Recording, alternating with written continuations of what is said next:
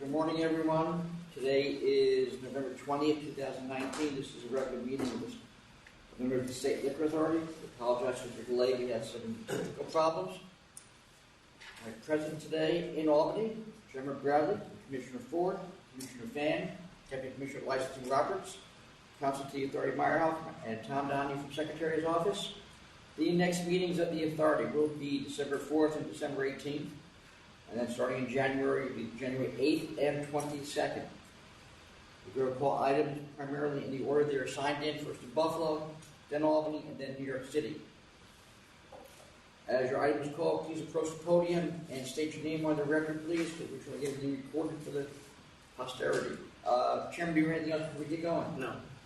All right, the first item is actually here in Albany. It's item 2262E. It's a request from Council's Office for a summary order of suspension regarding S&S Taverns of Oneonta, Inc.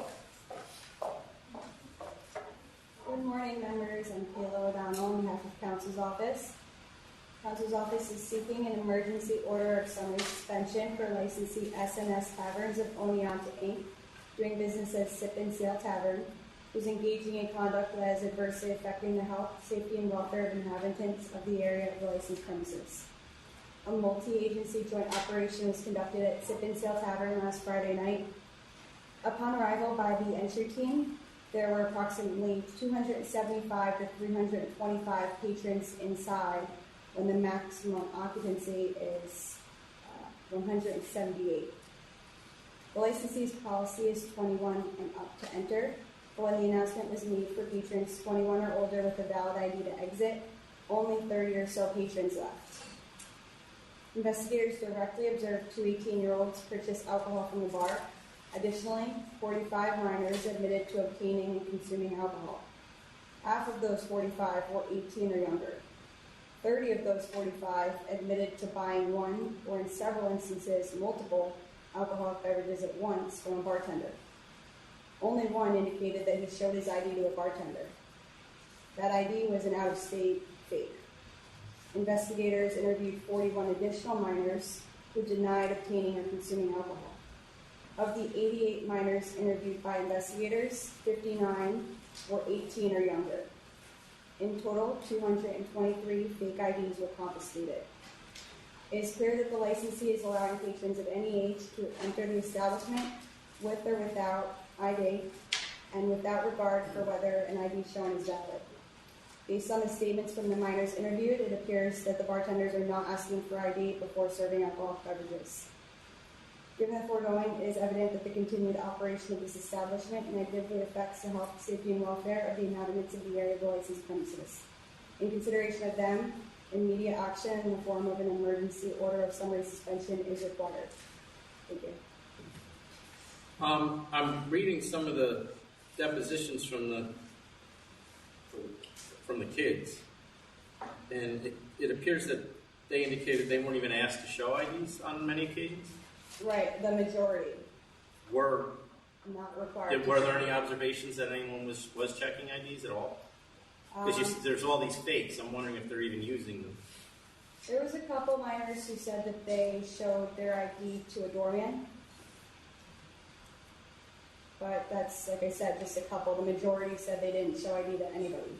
And did we send people in without disclosing who they were before the bar was raided? Yes, to investigators. And did they see people getting ID'd or no? So because the bar was so over capacity, it was very difficult to reach the bar. So one of the investigators was able to reach the bar and make the two direct sales. The other investigator wasn't even able to actually get to the bar because it was so crowded. She couldn't make her way through the crowd. Okay. My understanding is our investigators weren't even ID'd at the door. That is correct. Do our investigators look like they should be ID'd? Well, I think so. everybody should be ID'd. Okay. Ready to vote then? Yes. Commissioner Fan. This fact pattern is sort of a nightmare for this agency. Fact-site scanners that exist but not being used.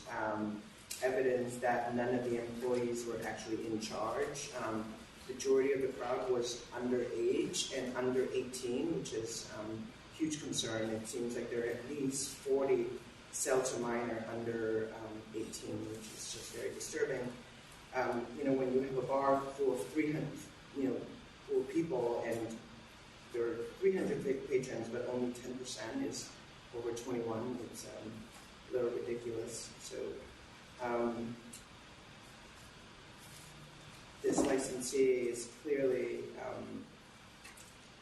using this underage drinking as their business model and disregard the existence of the ABC laws. So I vote to summarily suspend because of imminent threat to public safety, health, and welfare. Commissioner Ford. For all the same reasons, I will vote to summarily suspend as well. Chairman Bradley. I'll vote to summarily suspend. As Commissioner Fan pointed out, it's obvious that their business model was to serve the people under 21. Thank you. All right, we're going to move to Buffalo now. We have item 2243, Amar Mini Mart Inc.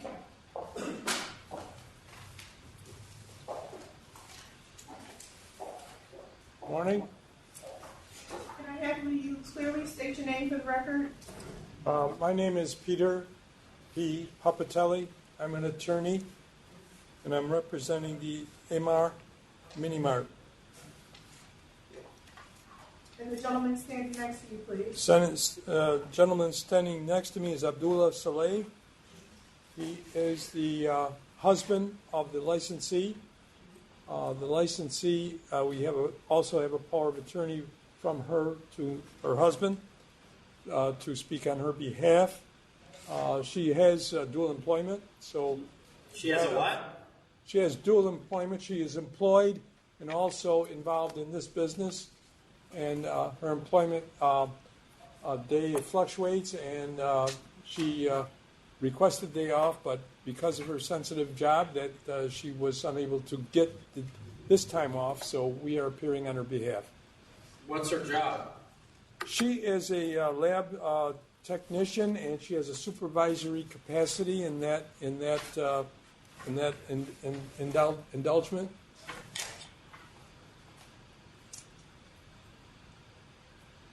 That's the reason she is the licensee, because of her supervisory abilities. What's her name? Her name is Sana Ahmed. She's listed as a sole principal. So she's not going to manage this place. She's going to be involved. Yes, she's going to be involved with management decisions, and she's going to be involved in the operations on her day off, and then and hours after her work, because her work is basically over the evening hours, so that after she gets out of work, she can be involved in the store. Day-to-day operations will be Mr. Saleh, who is her husband.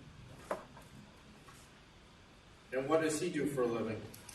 He is going to be solely involved in this mini mart. I didn't ask you that. What's I'm he sorry? do now? What's he do now? The store has been open. It's been open since January 2019, so it's almost going on a year, and he has been. They've both been involved in the store. Do they know the former owner? There's no relationship with the former owner.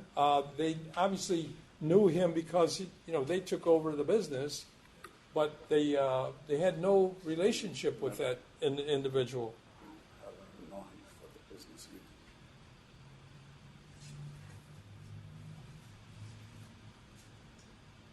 They rented it from the landlord, not the former owner. So there was no even any business relationship. And Are they related? Are they related to the landlord?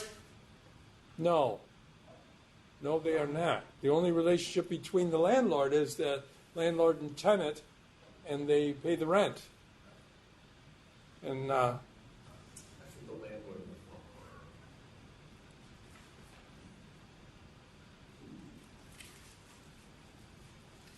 owner. Why isn't the husband on the license?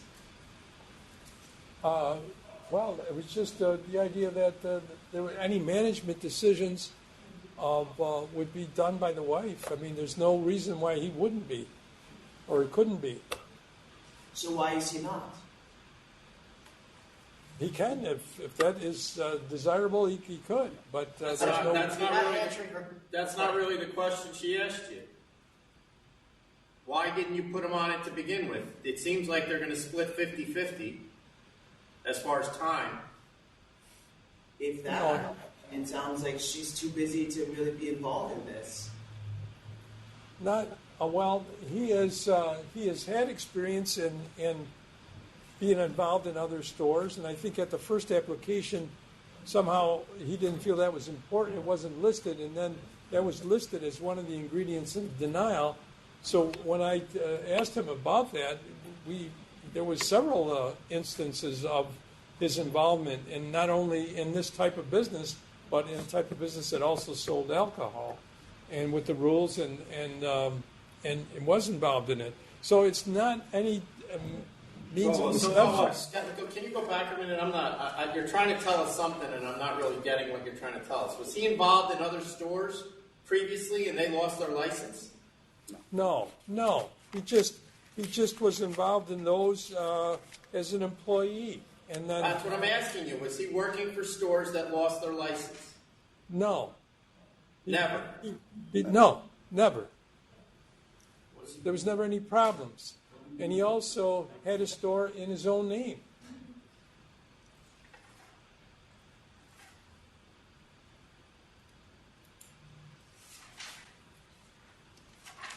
What did Mr. Solet do before January 2019? I believe we gave you an application and listed all of the involvement going back to. He doesn't know. He doesn't know. I have a note that says that the application doesn't list anything except this job. Is that right? The first Oh, the the first first application, he only listed working here. Then, mysteriously, on reconsideration, he has a lengthy employment history working places. Okay. But not anything about him having another license. premise. Is that license premise? Are you telling us he used to own a store with a license? Yes, but it was not a license for the sale of alcoholic beverages. He never had a license for that, but he worked at other stores with a license. What was the name of the store he owned? Three brothers. Three brothers. It says here he was the manager of that, not the owner. The license was in his name. What license? I think that's the chairman's question. You have to have a license, when you're selling food, you have to have approvals from the local health departments, and also he sold, I believe, tobacco. You had to have, that had to be, you have to have approval for that. Did that store sell alcohol? No, Did he ever apply for it to sell alcohol?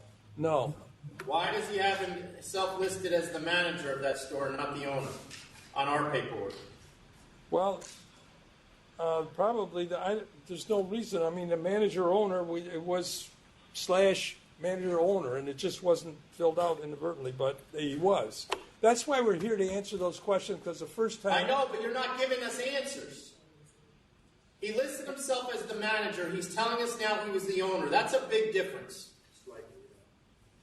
Well, Which was it? He was the owner. What? I mean, I don't see any problem, and that's not meant as any deception, and that's why we're here to clarify this. Let me explain to you what the problem is, because you don't seem to be getting it. You have an applicant who didn't show up. She's not here. Generally, we don't give licenses to the applicant not being here. She now has a husband who's telling us that he's been involved in these stores in the past, that he hasn't been licensed. He's telling us now that he owned one in the past, yet the application we have indicates he's a manager. That to me indicates credibility issues. I don't know what it indicates to the other two commissioners, but I have issues with an application that's prepared like this, and then the applicant doesn't show up.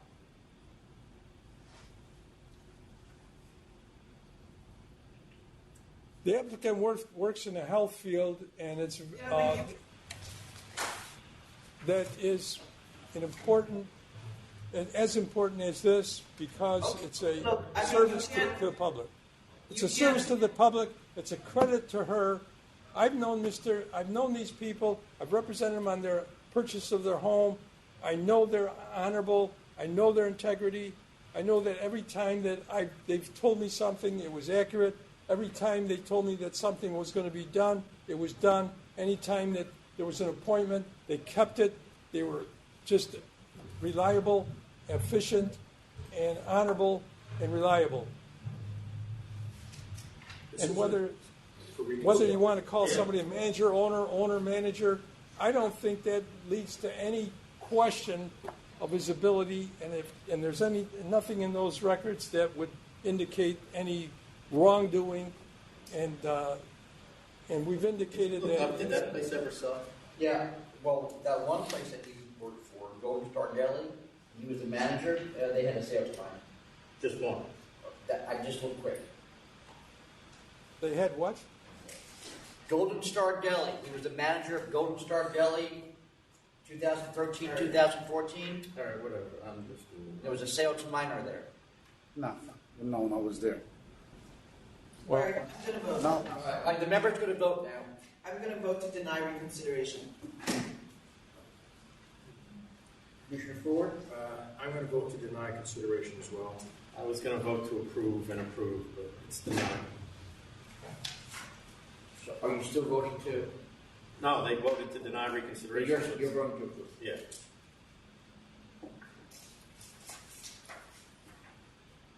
All right.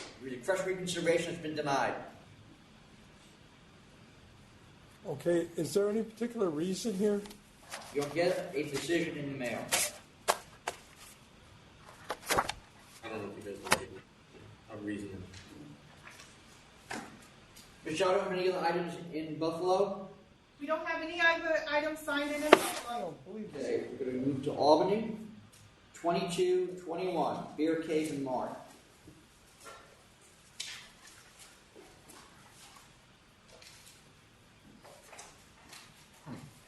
Good morning. My name is Muhammad Uddin. We are Haven president. You drove all the way up here from the Bronx? Yes, I did because I want to tell you that I didn't do that. I am an honest guy. I live in all my life. I did a lot of business in Oklahoma and Texas. I never had a problem like this. And this, I don't know why they're just telling me that I did. And I didn't do it. I just want to show my team that I am an honest person. I don't do this thing. I couldn't. You're telling us, I'm not going to sit here and argue with the facts, but they took a photo of it happening. There is two things. I have a video recording that doesn't show that he is there. That recording shows 3 kids, young kids there. Those kids didn't buy the beer, they left. They didn't even go to the counter. But they're giving, later on, when I went there, they're giving the picture that the guy went to buy the beer. But they didn't give me before. They took a long time, almost a year, more than a year, to charge me. And, how I can remember everything. How come you in June, we denied your license and then granted you reconsideration, and when we granted you the reconsideration, I directed you to have a scanner. Yeah, I did, and I got the scanner and receipt is coming. I got the receipt for you. You can see that I did that. This violation took place while I had this temporary permit. Right. Yeah, I did that, and you didn't upgrade the scanner though until after this. Yeah, I had it. Wow. That is a corporate store, and we had it. If you can appeal this. But right now I'm going to vote to. The standard fine on the first sale to minor is $3,000. I'm going to fine you $3,000. $3,000. Sorry, And sustain the charge. Please come. I didn't do it. At least consider me something. I didn't do it. Please. I'm telling you, I didn't do it. This was already done in front of an ALJ. I have to tell you, it's a really strong case against Please, you. I didn't do it. I'm telling All right, you. well, they gave you a hearing and someone decided you did. And I agree with the ALJ. ALJ. Okay, you're going to get a letter about the penalty. All right, So then- sustain charge 1. And then you can go, I know Mr. Allen represented you, if you want to talk to him about what you can do after that, you should do that, all right? I don't know. I don't have money to take all the lawyer. I could from my. I have a son like autistic. I got the money from him, and I paid one time lawyer money, and I cannot pay the money every time. I'm making him money. I'm sorry. What I can do, Where I have to go next time then? You don't have to go anywhere. They're going to send you a letter. You'll get a letter with Then instructions. you said I can do appeal or something? You can go to a lawyer and talk to him about whether you want to appeal it or not. I don't have money. Well, that's all I can tell go you. anywhere you tell me. I go Sir, myself. that's all I can tell you. That's what your rights are. You have an opportunity to do that, but you don't do it through us. Thank you. The other item I have in Albany, So I have to pay $2,000, right? Not today. You'll get a letter. you'll get a letter. It'll be a couple weeks probably.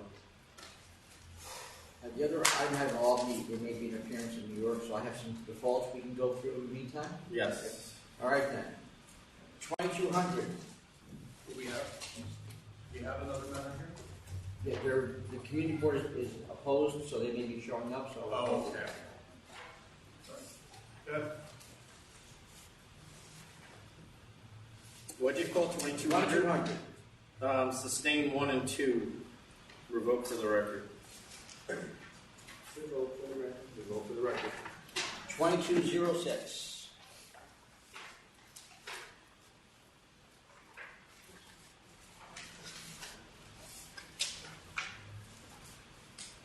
I'm at 10,000.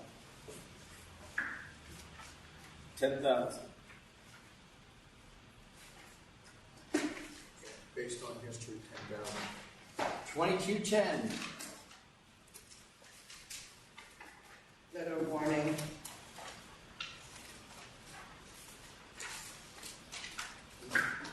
Letter of warning because of the good history. Mr. Fire extinguisher, letter of warning. 2212. 6,000. 6,000. 6,000.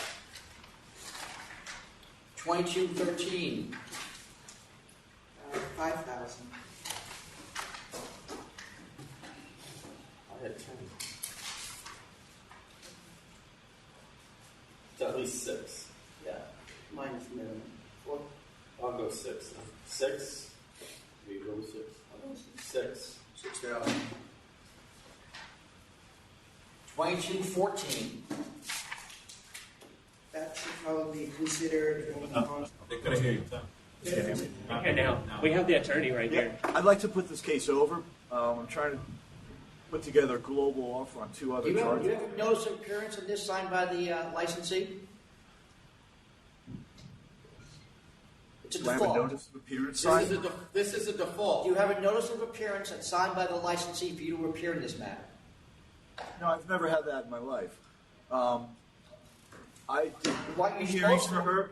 Mr. and- Allen, Yes. when you appear in a matter before the State Liquor Authority, you're supposed to have a notice of appearance signed by the client. The notice of appearance. That's I'm aware actually a of. state law, just so you Doesn't know. have- It doesn't have an actual signature line for the licensee. I mean, I just filed a notice of You're appearance using the wrong yesterday. form. All right, but you want to put this over. It's a default. You're not putting it over. Nobody responded to it. I'm asking you to put it. So when I was up here last week, they suggested, counsel's office suggested I asked to put it over to join with 2 cases that are currently pending. So that was suggested from Albany. What did you do in the meantime? I don't understand your question. You said that was last week. Correct? Well, now it's this week. And I'm But here. the question he's asking is, why would you let it get on the calendar before you did anything? It was on the calendar already.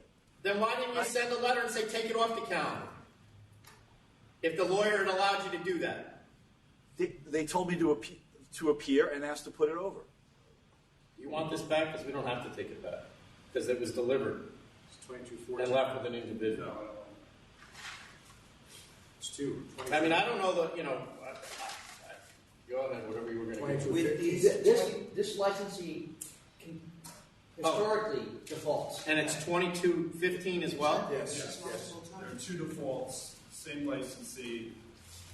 Yeah, this is. I've never had a licensee that I have seen 1, 2, 3, 4 times. This is the 5th time. I've only been here for like And they're all delivered 18 months. to an individual Yeah, I think we can just say this. I met Cancel and Bond.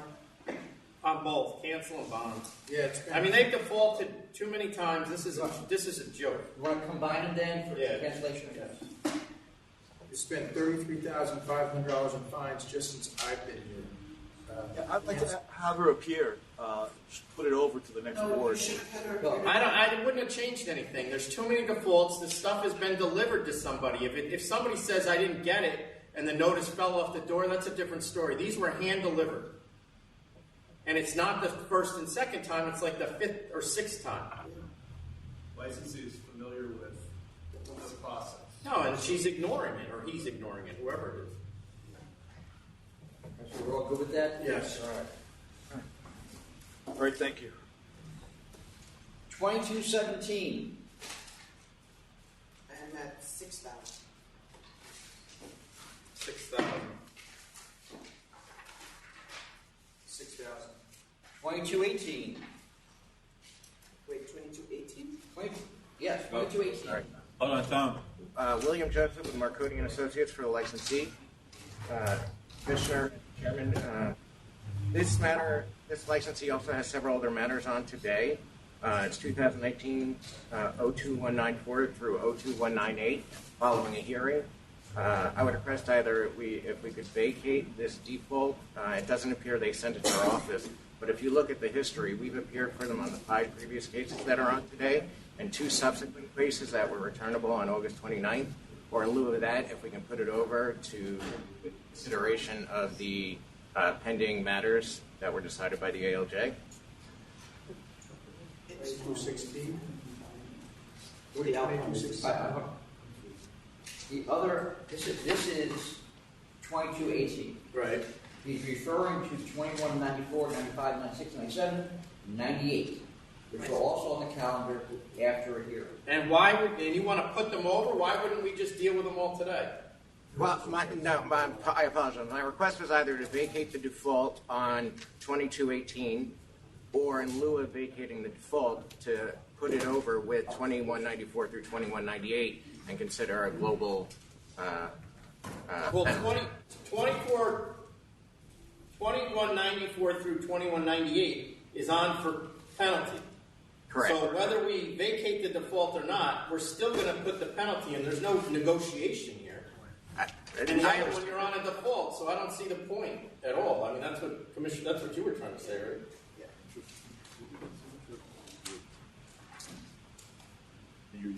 And we don't, somebody correct me if I'm wrong, but we don't send notice of pleading to attorneys unless we get a notice of appearance, right? No, I understand. I understand that. It doesn't appear that the client provided it to us, so we weren't able to appear on it. I knew I had to appear today. I'm actually here for a hearing, and I was advised this morning by my boss, Mr. Tassari, who's unable to make it, that this was on the board today. And since I was coming anyway for the hearing with Stefan Alexander, he asked me to appear and to request that the default be moved in consideration with the additional cases for a penalty globally. Well, we're going to give you a penalty globally. That we will do. So on 2190, did you call 2194 yet? Not yet. That gets messy. No, I'm just saying that we're going to do both, but it's going to be done today. Okay. So, Thank you. All right, so we've got 2218 first, and then I'll call the other one. Why don't we do 2194 first? Okay, we'll do 2194 first. Because it gets messy. Right. He wants. All right, so sustain 1 in the first proceeding, dismiss 1 and 2, sustain in the second proceeding, the third proceeding, sustain 1 in the fourth proceeding, sustain 1 in the fifth proceeding, sustain 1. Go ahead, Commissioner Freeman. And think about it as a global, even though we're going to do it separately.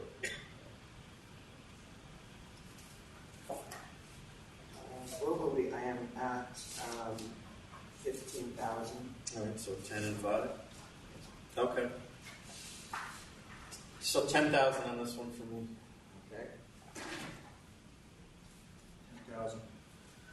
All right then, and in 2218, 5. With that, okay. And that'll be the end for them. If there's another sale to minor, I don't think they'll be getting another chance after that. I understand. I appreciate your time. Have a good afternoon.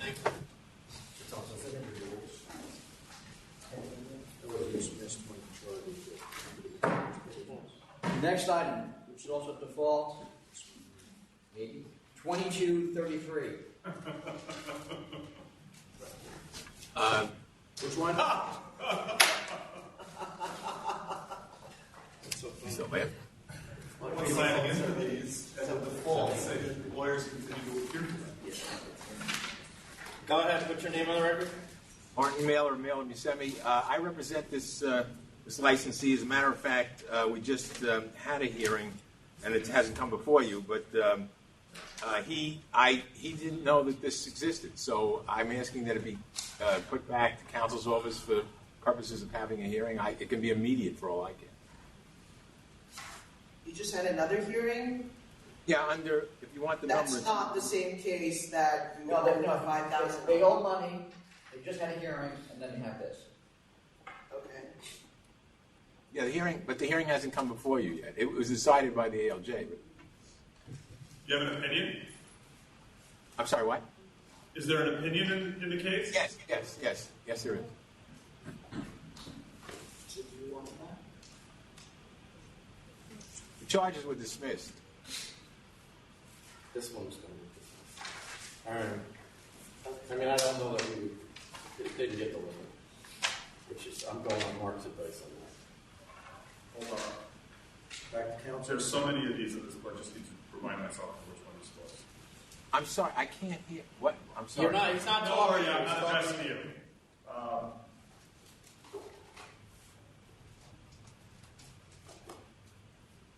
Rather than the principal wasn't returned. So they got. Well, it's either an appeal or you put a hearing. All right, I'll take it back. All right, send it back. Send it back. Yeah, Thank you go very ahead. much. Thank you very much. Thank you. It was 18. All right, I have no more defaults or things that I thought were defaults. Thank God. So you want to take a 8-minute break and we'll resume at 11 o'clock? Sure. What about all these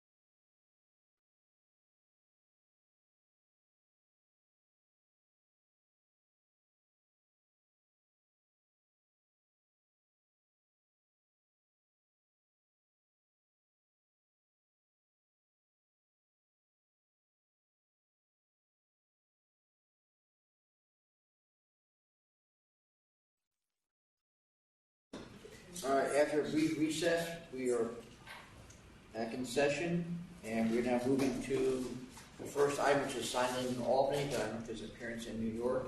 It is 2262B, Siren Retail Corporation.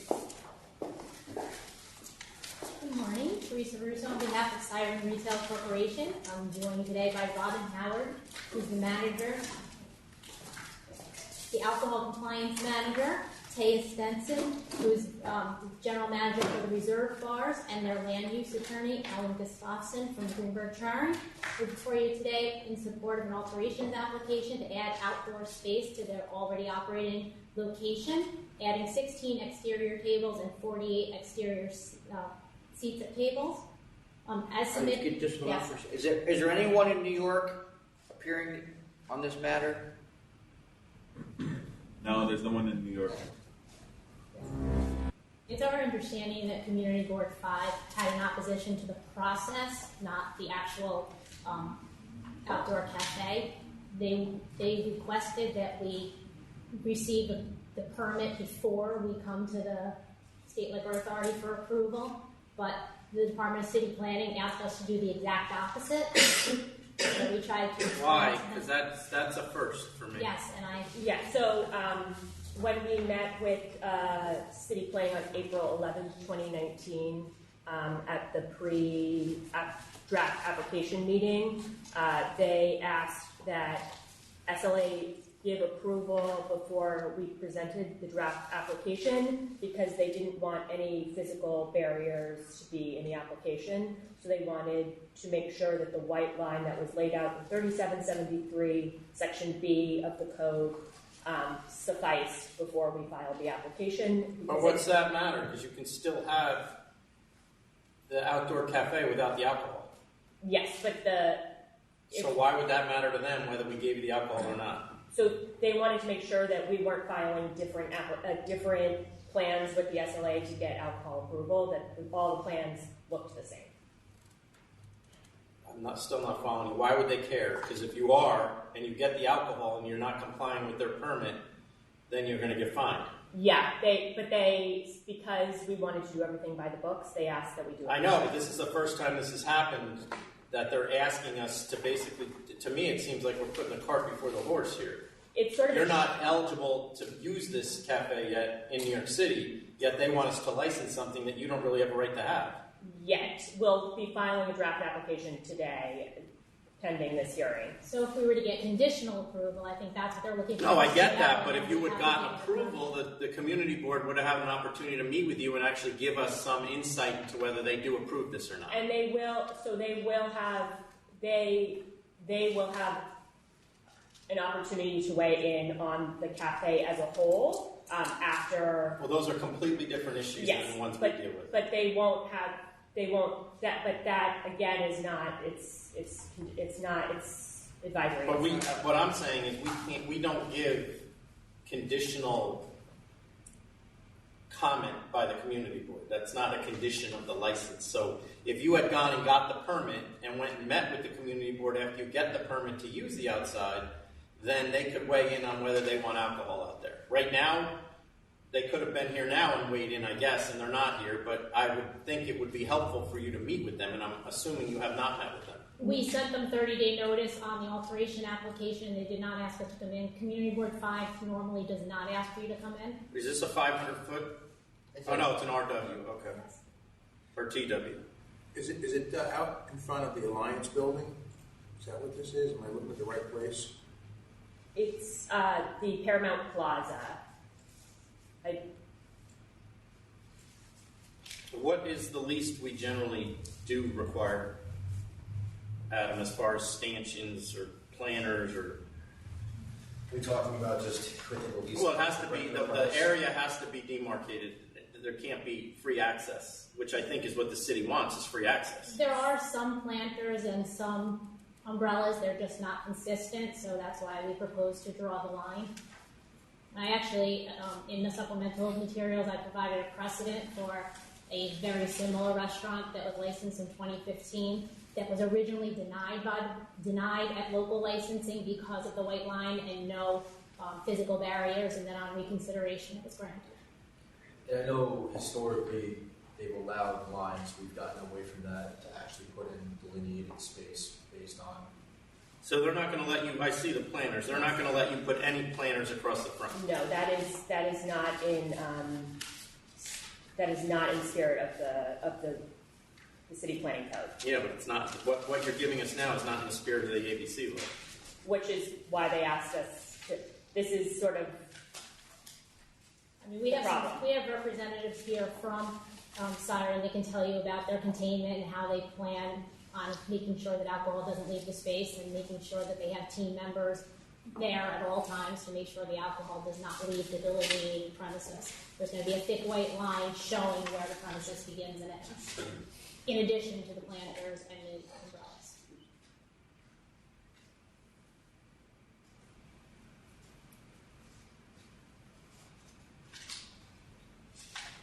All right, we take 2 minutes to talk to council.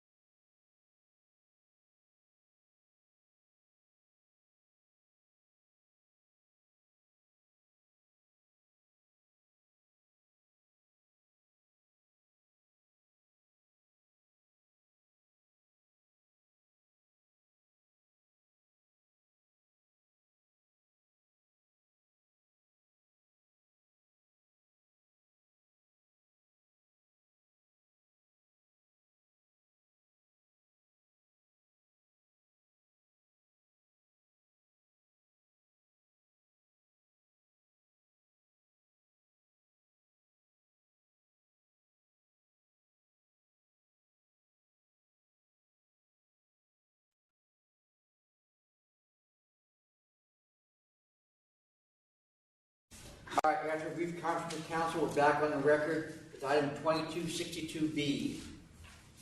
Can I have Ms. Stenson explain the containment to you? No, I'm not worried about the containment. I mean, I realize they're a big company and they're not going to screw around with containment. I think Commissioner Fan has some I mean, I put the protest on record. You know, even though this is probably going to happen, I think you need to go back to the community board. So I'm going to vote to deny for now. No, well, are you willing to go back and meet with them and we'll just hold it over? That's fine too. I think the community board is going to have a problem with the fact that city planning wants to do it their way and the community board wants to do it their way, and at the end. Well, then they've got to work it out. I mean, I'm willing to do it before city planning. Yes. Okay. But I think she's right that I would like to hear some. Like, listen, we do a lot of stuff. Starbucks comes through here a lot.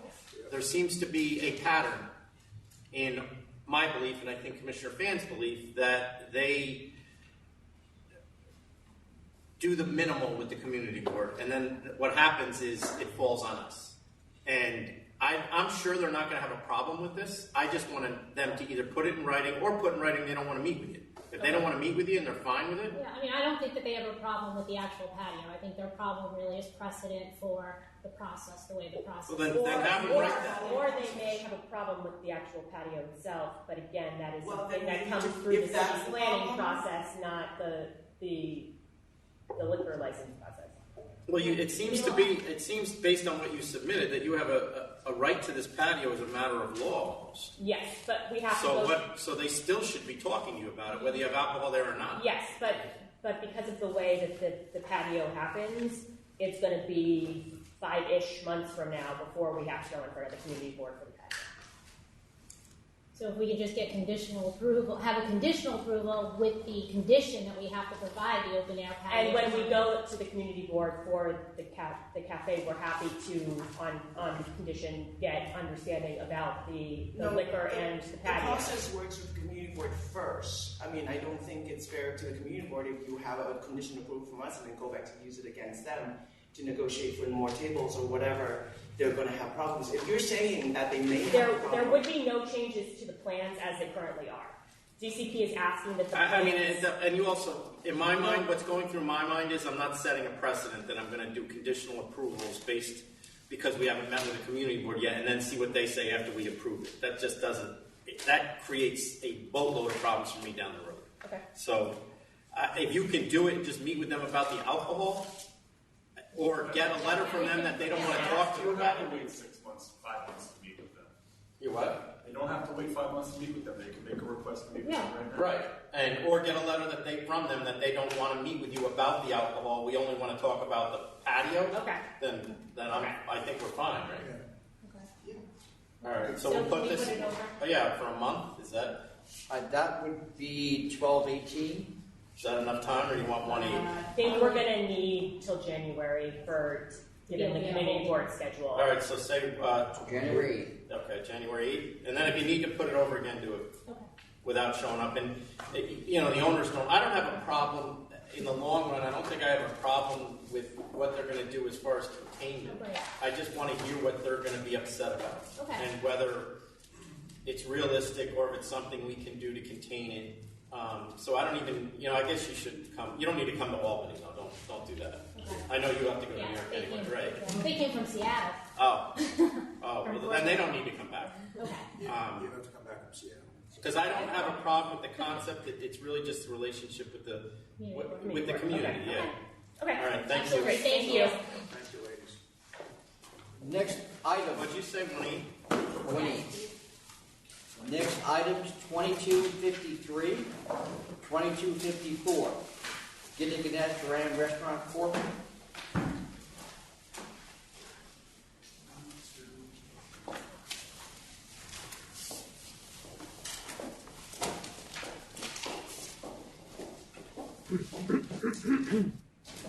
Morning. Good morning. My name is Frank Palolo, and I have the principal of Gilliganet with me. All right. So dismiss 1, 2, and 3. Sustain 1. Dismiss 2 and 3. With reference to the sustaining of the security guards, there was no evidence indicated that the books and records were not present. Well, they were asked for and they didn't produce them, right? No.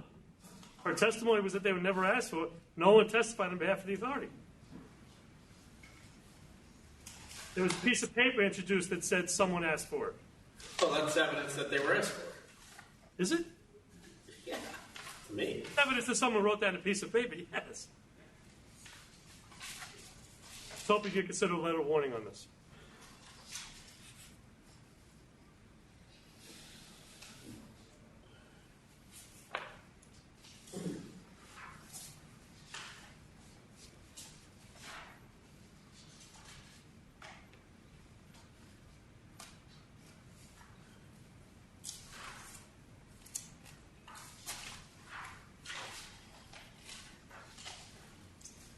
All right. Go ahead. I'm at 2,500. I had here in my notes that in the first proceeding that I don't feel Only charge one of the second proceeding is sustained.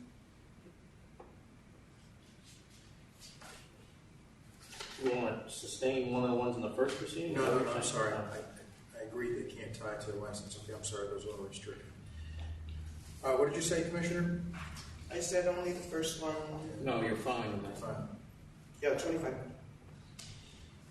2,500 is extraordinarily high. No, it's not.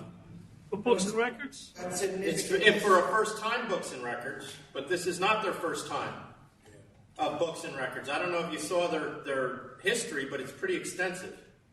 I have, Mr. Chairman. Their history is extensive. They've turned the corner here. Yeah, but they've had two other times that they didn't have books and records. If they haven't figured it out, the only way they're going to figure it out is if it costs them money.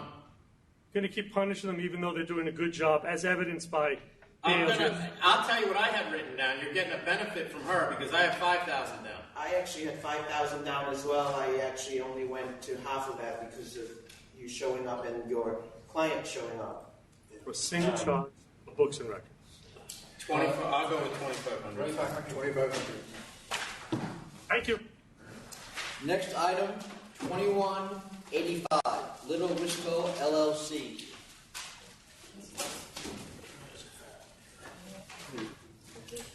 Yes.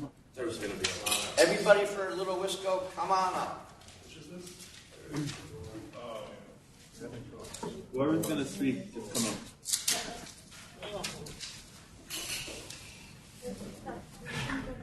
Yeah, Inasmuch as there's opposition, I'll step aside. Go ahead, put your client's name and your name on the record, though. Frank Palillo. My name's Gabriel Stallman. Okay, thanks. This is a reconsideration, so I'm not sure what's changed since. Oh, I'm sorry. Okay, I didn't realize that. Mr. Palillo, it's a reconsideration. You get to go first. Not just on the reconsideration part, right? Yeah. And then it's been reconsidered, then it's a regular. Right. Good morning. This matter was before you, I believe, on June 26th. And I believe it was a split vote between Commissioner Ford and the chairman. We're respectfully requesting reconsideration of this matter. At the time, Mr. Chairman, you were concerned about, I think I heard you say earlier today,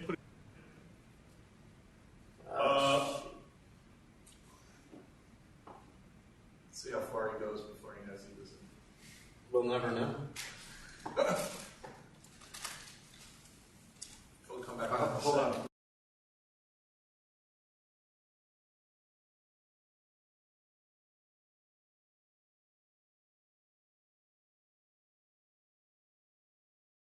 but I don't remember what it said. No.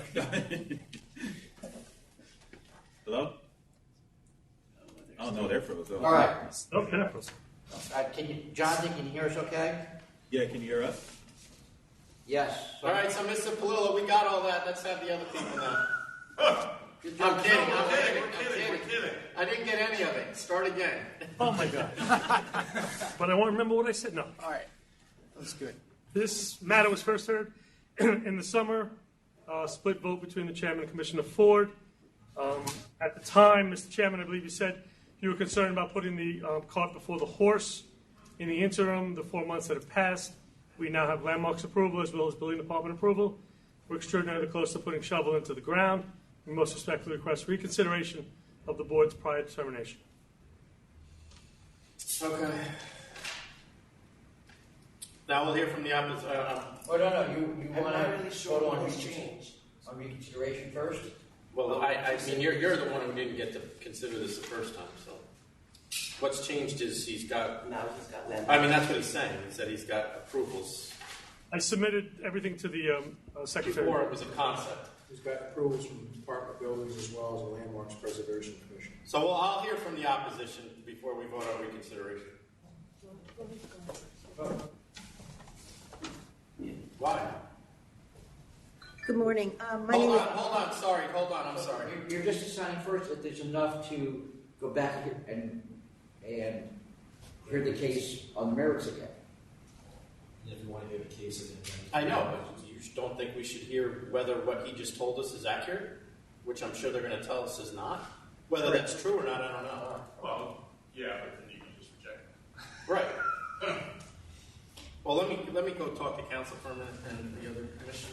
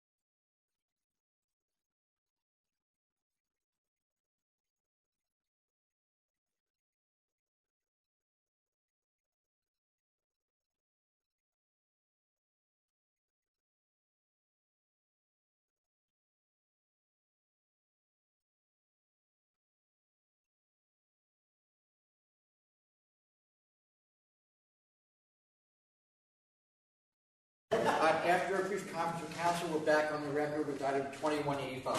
So, having spoken to council, we're just going to vote on whether it's reconsidered. Then we will hear from everyone. Yes, I will vote to reconsider because I have some questions. I will vote to reconsider as well. I will vote to reconsider. So now can we hear from the opposition?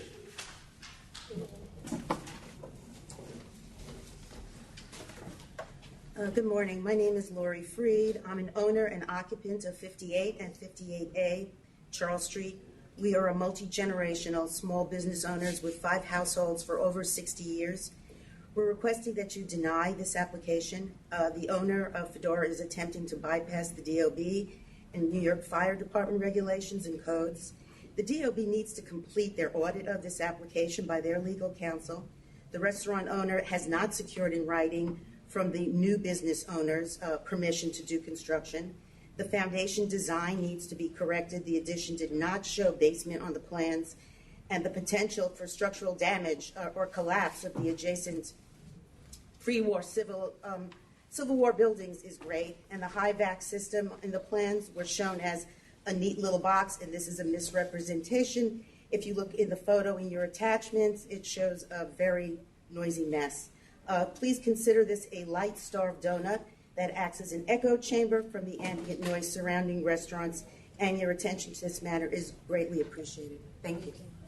Thank you. Thank you.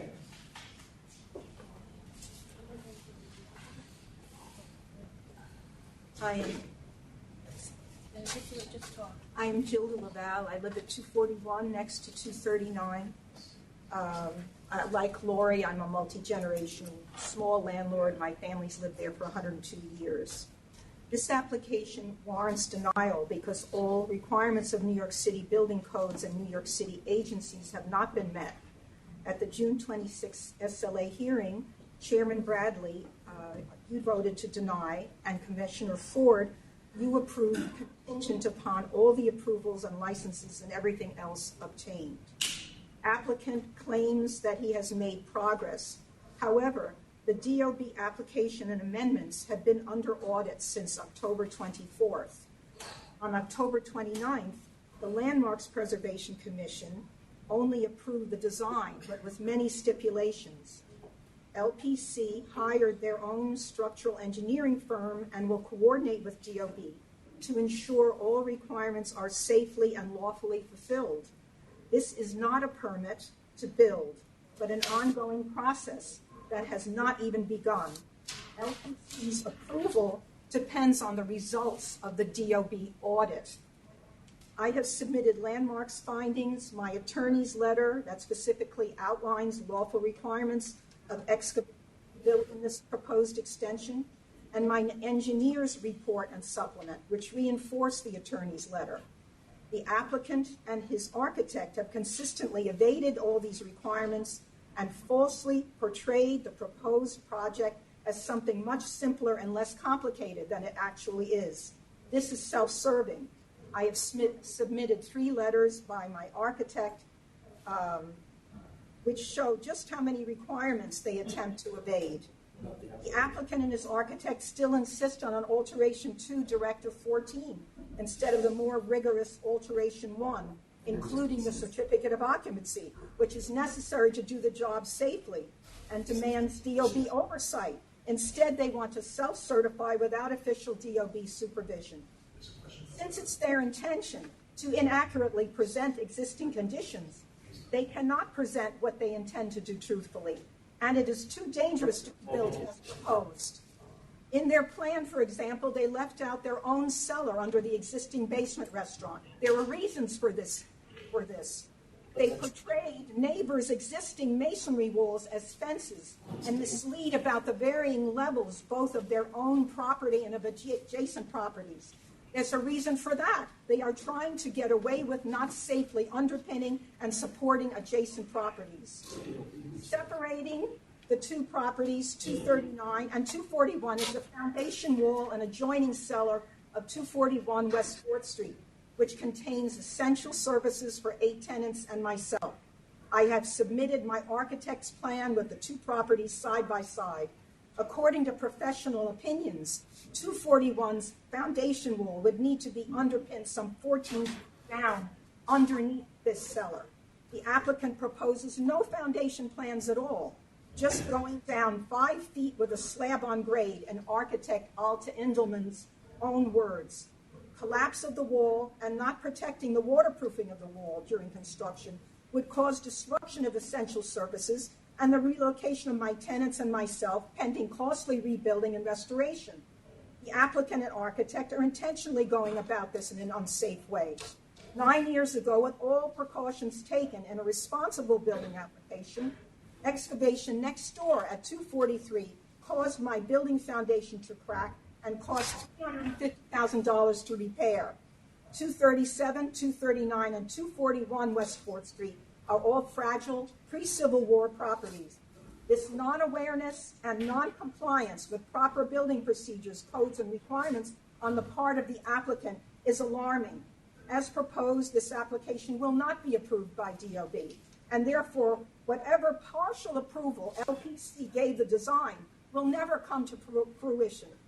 Even though DOB issues are not the purview of SLA, New York City agencies must be allowed to follow through on their processes in order for SLA to even know what it is they're approving. I don't believe this proposed extension will ever be built, as the applicant has shown no intention to spend a significant amount of money in order to do this legally and safely. For another 200 feet and 10 more seats, it's just not worth it. The applicant will claim that I refused to meet with him. This is because it was always on his terms. He could bring whom he wanted, and I could not. He didn't want any other neighbors directly impacted to come. Then he wanted to meet on a one-to-one. I suggested we meet at CB2 offices with a neutral observer. He refused this option. And this is months, maybe 7 odd months, after depriving me of any idea what he was doing. I had to subpoena plans to find out what he was doing. This is after he slandered me publicly at the October 21st 24th CB2 full board meeting. He accused me of having multiple DOB violations, which is completely false. Ma'am, I'm not going to get into the personal issues you may be having with the applicant. If we could just stick to the point. Well, that's why I wouldn't meet with him alone after the verbal abuse. Moreover, there's substantial community opposition. CB2 full board denied him unanimously twice. I've submitted letters from all the homeowners on West 4th Street and the homeowner at 58 Charles who face the rear yard. All my tenants and myself have signed a petition, and neighbors also signed a petition. A total of 29 signatures of residents who live right on the block. I have submitted these. The applicant has 9 restaurants, 5 in the immediate neighborhood, 3 on our street. They are successful and busy every night of the week. The applicant has stated that he needs this extension to have a private dining room. However, all 9 restaurants are available to be built. Ma'am, if we could just, we have a lot of people that want to speak here. If we could wrap it up. I feel it's ingenuous of him to say he needs those additional 10 seats to stay in business. It would have a great negative impact on the quality of life of all residents who face the rear yard. Greenery would be replaced, lifeless cement structures there instead. Living spaces lower than the extension would be deprived of more light, and then peaceful enjoyment would be replaced by commercial intrusion. We have it in the front, now we're going to have it in the back. The applicant is very... Ma'am, can I ask you a couple of questions? Pardon? So I have a couple questions for you. Yes. So you live in the building at 241? I do. And what floor are you on? I am on the first floor extension, which is lower than the proposed new extension and lines up completely with it. And so if there is an extension out to their backyard, would that noise come into your window? Absolutely. And not only that, I would be all light would be obstructed because there's a big building from the east that takes light from the east. I get it from a crack from the southeast. His extension is higher than my living room windows. I would get no light at all. And I'm supposed to live there. And I'm not a rich person. I live there because I can manage the house there and take care of my tenants. I don't think that I can live there any longer with no light. Okay. But I'm most concerned about the structural implications. But that is a DOB issue. And yes. I appreciate your concerns, and they are all valid concerns, but that's not something we deal with here. So yes, but then please allow them to do their job. Well, anything that would be granted here, if it's granted, would be conditional on them having the legal right to build it and to occupy it. And if they don't have that, then they can't operate in it.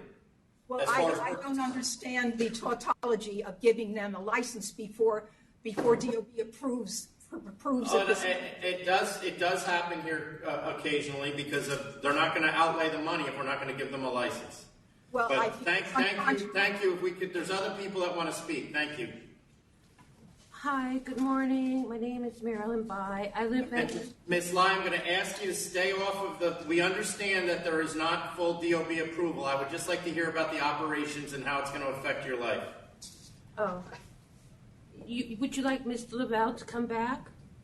No. Okay.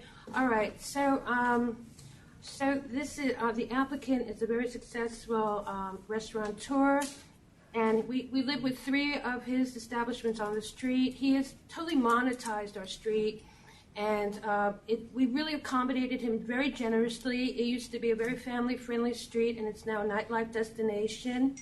But what I really like to talk... This is Greenwich Village, isn't it?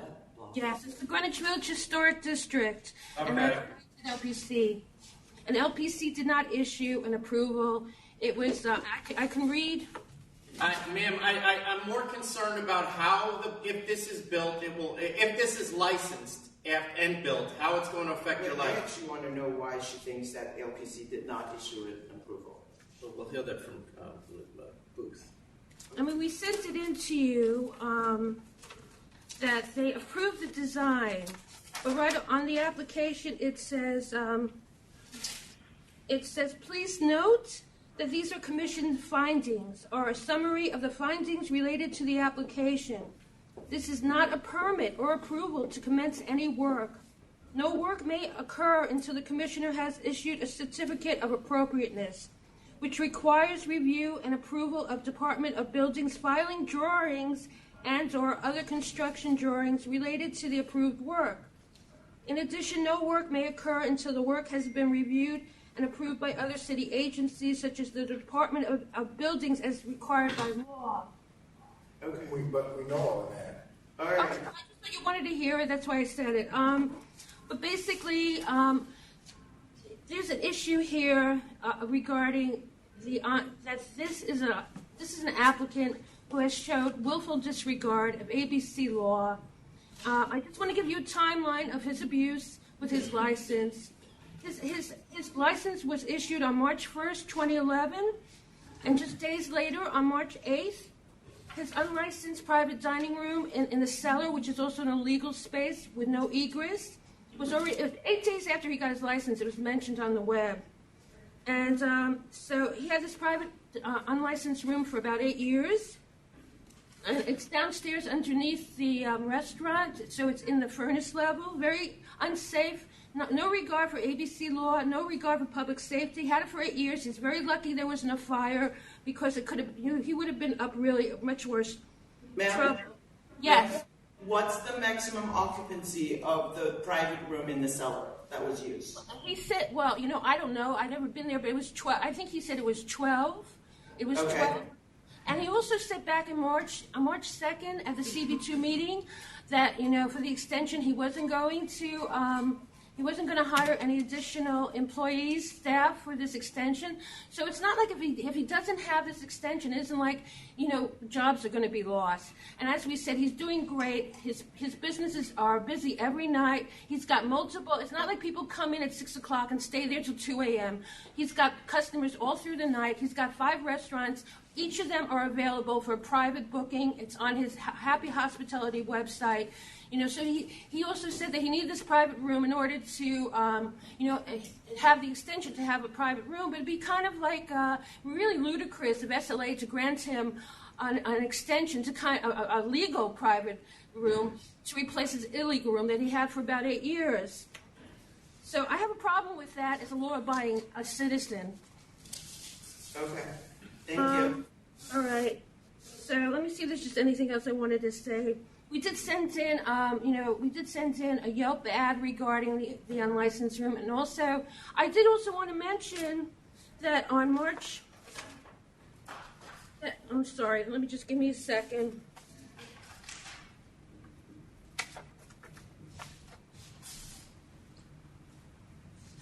Well, back this past March. SLA investigator Matthew Davis, he made a visit to Fedora at the request of Community Board 2, and the applicant outright lied to the investigator, because he said that he never lets anyone in the backyard. He doesn't let anyone ever pass through the kitchen, which is you can't do. That's unlawful. And yet we did I don't know if you can see it, but we did send in a picture of the backyard. So obviously, he has allowed customers to eat in the backyard. And also, when to go to the private dining room, I believe they would have gone through the kitchen, downstairs, to get to the downstairs private dining room. So to me, it just seems ludicrous and unconscionable to approve anything for an applicant who has just so highly disregarded ABC law and public safety. And I highly. This really needs, your civic duty and moral duty is to deny this. Thank you very much. Thank you.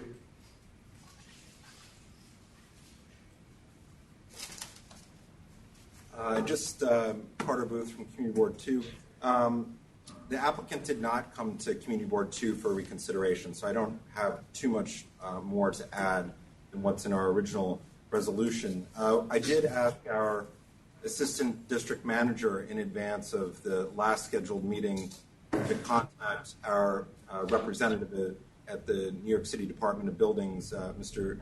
Stephen Nuzzo, and he had communicated on October 21st to Josh Thompson that the particular job which this application is being filed under 123211504 underwent a special audit. Quote him, "At this time, the special audit has failed and objections have been sent over to the applicant. A notice to revoke permits has been issued. In order to rescind the notice, the applicant is to come back to the department and satisfy the objections. I don't have any updated information since then, but I thought I would share that with you because I think that it's relevant. And also on the DOB website, it says under the job, as of last night, it said audit open issues, and it's dated 10/24/2015. So I don't have any more information. That's just what I have to share for that. Ms. Bai had touched on an item as far as the private dining room that was in the sub-basement. Chairman Bradley, you had said you had enough information at the last meeting to make your determination, so we didn't have a chance to touch on that. But just for clarification, that was a dining room that was in an area marked on their initial diagram as an office and storage room. It's the sub-basement underneath the basement level on which their current restaurant is operating. It's actually a basement level, not a ground floor. And at the time of the community board meeting, there were pictures of that space on their website in the subterranean dining room. When was that? Excuse me? When was that, Mr. Booth? That was approximately. Was that March, I believe, when we had our hearing? I don't. Sorry, I jumped ahead. I don't have the date. June. We had the hearing in June. Oh yeah, it was prior. It would have been, I believe, in March. Is that correct? In March. And from my understanding, since then they've discontinued using that. But those, that was part of. Wait, they just stopped using it in this year, in 2019. That's my understanding. Okay. Mr. Booth, can I ask you a question about numbers? What's the number of seats that are in the restaurant? Do you know? I don't know if they've changed that since coming to us, but at the time that they were coming to us, I think that was a minimal change. Sorry, I'm just reviewing it. Went from 68 to 64. There were. It's like 60. Right, Yeah. there were 64. They were saying they were. So can I ask you a question? Yeah. So they were saying that they were going from 64 to 74. In your mind, does the 64 include the use of this basement room or not? Does it include the 12 people? Well, just for clarification, this is where I think there's some confusion. The basement is where the restaurant is located. I'm talking about the sub-basement where you're saying you had an unlicensed room that was serving alcohol. Well, the unlicensed room, there's no letter of no objection for that to be used as a dining room. The letter of no objection that the applicant has is for the basement level only, operating a eating and drinking establishment with less than 74 persons. Here, let me ask you this way. So if they hit 74, they need two means of egress, right? So I am just looking at it thinking, does the 64 include the 12? Because if the 12 is not taken into consideration, then we're going above public assembly requirements here. Just for clarification, where is the 12? Which is the 12? Where is that coming from? Just for The 12 is the other lady said that maybe there are 12 seats in the illegal room. That's actually less. The issue there is that it's not counted as a place that can be used for dining. No, I know. She's trying to figure out, they have right now 64 to 68 seats legitimate in the restaurant. How many was that number included? Did it include the seats in the basement? No, it did not, as far as I'm aware. Okay, that's all I want to know. Because if... So it was 10. Yeah, I know, but it didn't include it. Right. So I just have concerns that, I mean, I'm not so concerned with all the DOB stuff. I'm more concerned with fire safety, because if we get to 74 and we need two means of egress, and there's no physical way of providing that, I can't support this application. I mean, the subterranean space has never been before us. So it was something that was pointed out, that was operated. There was evidence of it. We didn't discuss it. It's never been discussed. On your original application for the premise, that area showed, I believe, as a storage or an office area. So that's, and that's what we were told at our meeting when it was raised. The applicant said that he would return it to that use, which is office or storage. Okay. And I think that that's.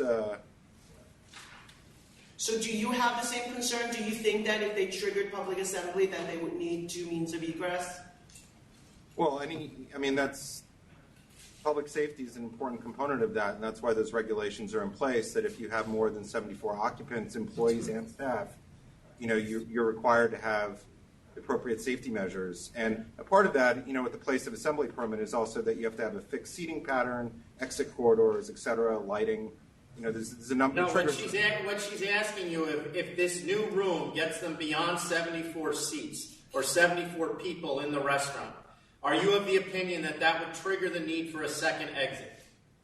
I mean, the Department of Buildings is the one who count on that, but that's generally the regulation. The letter of no. Oh, actually, there's another. I'm just trying because you know this, and I consider you one of the experts. So it's a yes or no question. Yes, I mean, if you have more than 74 people. Okay, great. Yeah, another issue that I want to raise, which this is the catch-22, and I've raised this issue with the chairman before, but not having a Department of Buildings liaison. In this particular case, the applicant is stating that they already have all of the permits in place in order to have the liquor authority issue them a license. Their argument is that they do not need an updated letter of no objection, and that they do not need a new certificate of occupancy. Therefore, the letter of no objection that you have on file already, their argument is that they can already. That's what they're saying, but we've reviewed this stuff, and I can tell you I don't agree with it. Okay, I'm just pointing out it's a catch-22 that I haven't heard. I always ask you, what are the steps in order that people need to achieve in order to have the license issued? And that's the question here. Part of it would be that he has to have a legal right to use that room as a business. And I don't agree that they wouldn't get anything from the Department of Buildings if they were allowed to build it that would give them that right. Thank you. This is an alteration, and I think the law requires in an alteration that you get something additional. But that's long down the road. Very long. Okay. Good morning. My name is Maury Schott. I'm a former member of Community Board 2 and its chair of Sidewalk Cafes. I would like to speak in favor of this application, and particularly the applicant. He has operated for... Sir, do you understand opposition? Wait, is there any more opposition there, or are you the first supporter? I don't think there's any other opposition. Okay, go ahead then. So this is an operator, the primary operator, the applicant, has been operating businesses, as people mentioned, in the immediate area here for several years. He does own operate three places on this block.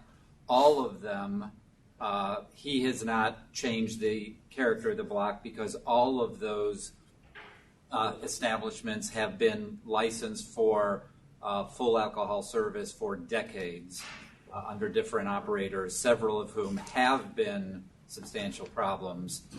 To my knowledge, in my experience with him on the community board, his businesses have operated with very few problems.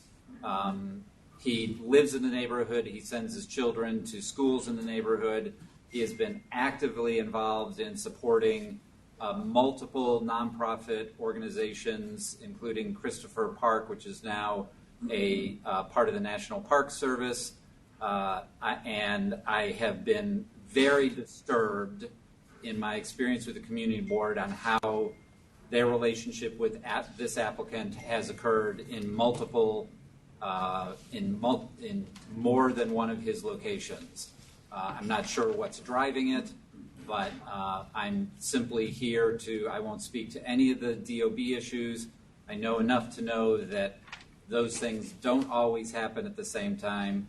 I know that he originally made this application to the community board for not for a structure, for a back garden, and that was soundly defeated, so he came back with this proposal for an enclosed space to control any issues about noise.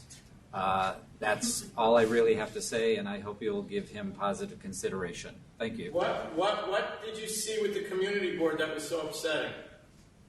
At one time, one of the chairs of the community board at one of the full board meetings said that he felt that the community board could do a better job of finding an applicant for one of the spaces just down the street from here.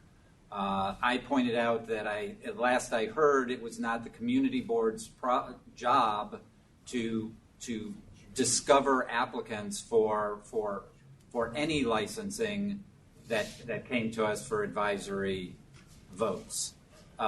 There just seems to be, ever since that application, after which the applicant made an adjustment in his business model in a different location, well after starting operation in that space to try to build business, the community board seemed to take that as, and I was told this directly, that the applicant had lied to them originally about exactly what kind of form the business would take. And it seems to have been going downhill ever since. Okay, thank you. I just want to respond to that and say that you have a resolution before you. No, you don't need to respond. I just wondered. You can sit down. Thank you. Mr. Booth, you had your moment. Thank you. Mr. Polillo.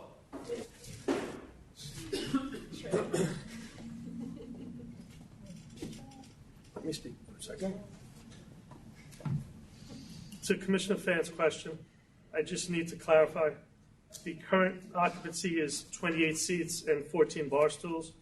The proposed occupancy is 52 seats and 17 bar stools. 69 total. Please. Please. So your current numbers are what? Current numbers are 12 tables, 28 seats, 14 bar stools. Okay. Plus the 10 down in the basement. Basement is not used anymore.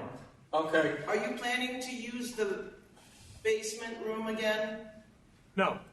And to that, that issue was self-reported to the authority in February. I wrote to the authority in February, self-reporting the violation. We did it. We shouldn't have done it, and we'll never do it again. What was the adjudication? I don't think we did, because this was probably in the copper by then. Okay. So how come in your application it said 64 seats to 74? I don't know where that was. I mean, I submitted everything on Friday, including the application. Yeah, right. But if you're 69 seats, then I assume you have more than 5 employees. I'm not 69 seats. You said 52 plus 17. I did. That's 69. 69. And we have 5 employees. You're going above 74, sir. No, we're not. 69 and 5. 74. 5 employees. You only have 5 employees in the whole restaurant? That's correct. At any given time during operations, we have more employees, but 5 is the max. No, it's not, sir. It's just not. I've been to your restaurant. I can think of at least 10 people who were working there. And that was the only people I saw, not the chefs in the kitchen. Are you really telling me that 5 people can run a restaurant serving 69 people? So, hello, good afternoon. Part of what we want to do is we want to reinvent our concept at Fedora. We want to make it a more casual restaurant. We want to make it something that has less refined food. We're trying to battle and combat the fact that we are not profitable, despite what the people that have spoken before me want to say. Oh, his restaurants are super busy and he's making a lot of money. They have no idea my economics. No, I think we're aware of that. So what I want to do is I want to make it a much more casual restaurant. Right now, we're serving much more refined cooking. I want to simplify it as we've done at some of our other restaurants in the past. And we want to make it more counter service, and we want to make it much more casual. And in a new operation, it will allow us to trim our labor costs, which is something we need to do, and we want to add seats to increase our revenue. And we're trying to find a way to reduce our costs and increase our revenue simultaneously. Sir, I think that if it's not clear, I think we know that you're a good operator and that you're a good family man and a good businessman. I don't think that's in doubt, especially because your character witness have also, said in so many words. What's of concern here is that you're basically in an area with all party wall buildings. In my mind, when it's party walls, you basically have to look at the whole block as one building because of multiple people have mentioned the echo chamber and the share of the backyard spaces and just the flow of fresh air through the whole block. So, in the interest of making more profit to survive, your neighbor have basically said you're taking away all her air and light. May I respond to that? And if her home becomes uninhabitable because of your increase in profit, I think it's a little unfair. I completely agree. If her home became inhabitable, I completely agree with you. That would be unfair. I think that is a complete and excessive exaggeration of the reality. The truth of the matter is, we're talking about a 200 square foot extension on the back of our property that doesn't even extend the full. As far as an echo chamber, we're talking about building brick walls, literally doing the opposite of an echo chamber. And as far as her assertions that it would create shadows and cast her in the darkness, that's also a misrepresentation. Currently, there is a masonry wall that separates the two of our backyards. What we're proposing is only 6 inches taller than that current masonry wall. Those six inches would not have any impact like she's exaggerating and suggesting. So let me ask you this, Gabe. Let me ask you this. Say your restaurant is serving full house, it's 8 p.m. How many people are working there? Right now, or in this proposed operation? No, right now. Right now with our current menu and how we operate, like the food that we're currently serving? Yes. Right now, how many people work there on a busy Friday night at 8 p.m.? We have 2 bartenders, we have 2 servers, and we have a manager. That's 5 people in the dining room. We have 2 cooks and a dishwasher. It's 8 people. Okay. Yes, that's currently. All right, and you think you can increase the seats but somehow lower the number of staff? That's what you're saying? Not trigger 74. Right now, we're doing what I would call fine dining. We are serving course meals to everybody, and we have an extensive wine list, and we have extensive training. I think you know my kind of operation. What we want to do, if I use one of our other restaurants as an example, is have a more casual type of service, where I see people having larger sections that are waiters. I see bartenders having larger sections because it's less about having a conversation about the Chateauneuf-du-Pape and the shiitake mushrooms and the heirloom tomatoes, and it's more about, are you interested in the burger? Are you interested in the Cobb salad? Are you interested in the crab cake? And these conversations, I'm hoping, are over, do you want a beer? Do you want a Manhattan? Do you want a glass of the house red? And it's a different style of service, something that I know when you do a more casual style of service, I've been doing this my entire life, people can have larger sections. All right, let me ask you this. When you said that your extension is only 20 feet, so there's more space in your backyard in the event there's fire? Yes. And also, there's yes. There's open air space for people to stand? Yes, absolutely. Is there an exit out the back? There's not an exit out the back. You can leave this space into No, I understand you can leave the property, but like there is a door that you can exit through the back in the event of fire to stand in a safe place where it's open air. That is correct, yes. Okay. So an emergency exit only? Technically, from my understanding, and my architect could not be here today, but I do have a written statement. if you care to hear it. I don't know if that qualifies as an emergency exit. What we do have to do, according to our drawings and with the Department of Buildings, is we would have to install sprinklers and we'd have to install a new firewall that separates the kitchen so that the main means of egress would actually direct everybody back through the dining room. The kitchen, we would be required to put a new fire-rated wall in between the kitchen and the entrance to this new room. That whole area would have to be sprinklered, as well as a portion of the main dining room. None of that is currently required to be sprinklered, and so there would be a whole new sprinkler method of egress, which I believe is what the Department of Buildings prefers now anyways. Right. And I see that you're adding the sprinklers in just the extension. No, also in the existing kitchen, which is an extension in itself, but the sprinklers need to go into the existing kitchen and into the new extension.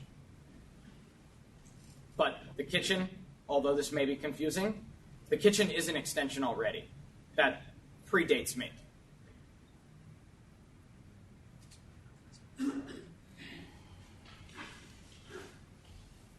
Now, Mr. Palillo, you point out that there's no certificate of occupancy or letter of no objection needed.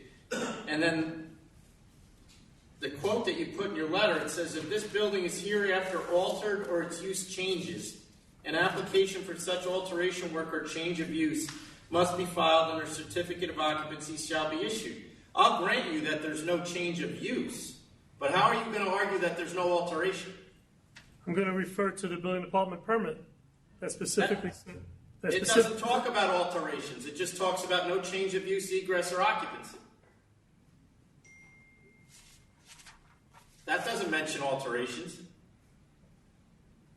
The opinion of our architect is that this is sufficient and does not require anything further. I don't agree with him. He's saying that if they are allowed to build this based on the permit that they have, that they don't, assuming it gets completed, that they don't need a new CFO or a new letter of no objection. And I'm not reading what he presented the same way he is. Mr. Chairman? Yeah. Make things easier, we'll agree to have a condition upon a new letter of no objection. That would satisfy the concern. All right. Okay, any other questions? You ready to vote then? May I speak one more time? Who are you? My name. I don't have my glasses on, I'm sorry. All right, now I do. Now I see it. Okay, go ahead. Same guy that's been here the whole time. Yeah, you were a blur to me up until 2 seconds ago. I patiently listened to a lot of things that were said about me and about this application. If you will allow, I've prepared a much briefer statement that I would like to offer. Sure. I've owned restaurants for 13 years with a wonderful reputation supported by some of the finest leaders in this industry and in my field. There are countless letters of support about my character that you have in my file. Over the last decade, my company and my colleagues and I have created over 300 jobs. In the 10 years that we've been in business, we've provided growth and education opportunities to hundreds of individuals. We employ people from a diverse background, and we are supported by our community and beyond, of which I am a member of this community. This one single restaurant that we are talking about here, Fedora, has been in continuous operation for over 100 years. I know what kind of operator I am, and I know what kind of operator I am not. The reality is my neighbor has been misleading and dishonest in some of the testimonies. She mischaracterized and misrepresented several truths. We have been audited by the Department of Buildings at the behest of complainants. That audit has been resolved despite the statement from Mr. Booth about a revocation that has been lifted. There are still open audit issues that are standard part of this process. We have been harassed over the last 9 months through multiple Environmental Control Board inspections, LPC inspections, DOB top inspections for countless things, and each time an inspector has appeared in front of us has said they were here because of a neighbor complaint. Each time Those violations came away with no record and no violations after those inspections. We are currently in good standing with the DOB on this application after this audit. We have our approvals from qualified plan examiners at the city, not Ms. Laval's private architect. Our application has been reviewed 4 times over at the Department of Buildings and at Land Parks, and all times with approvals. Currently, the approval states contingent upon structural approvals. That is standard. We are in the process of first proving our zoning, then proving our architectural plans, then we go into structural.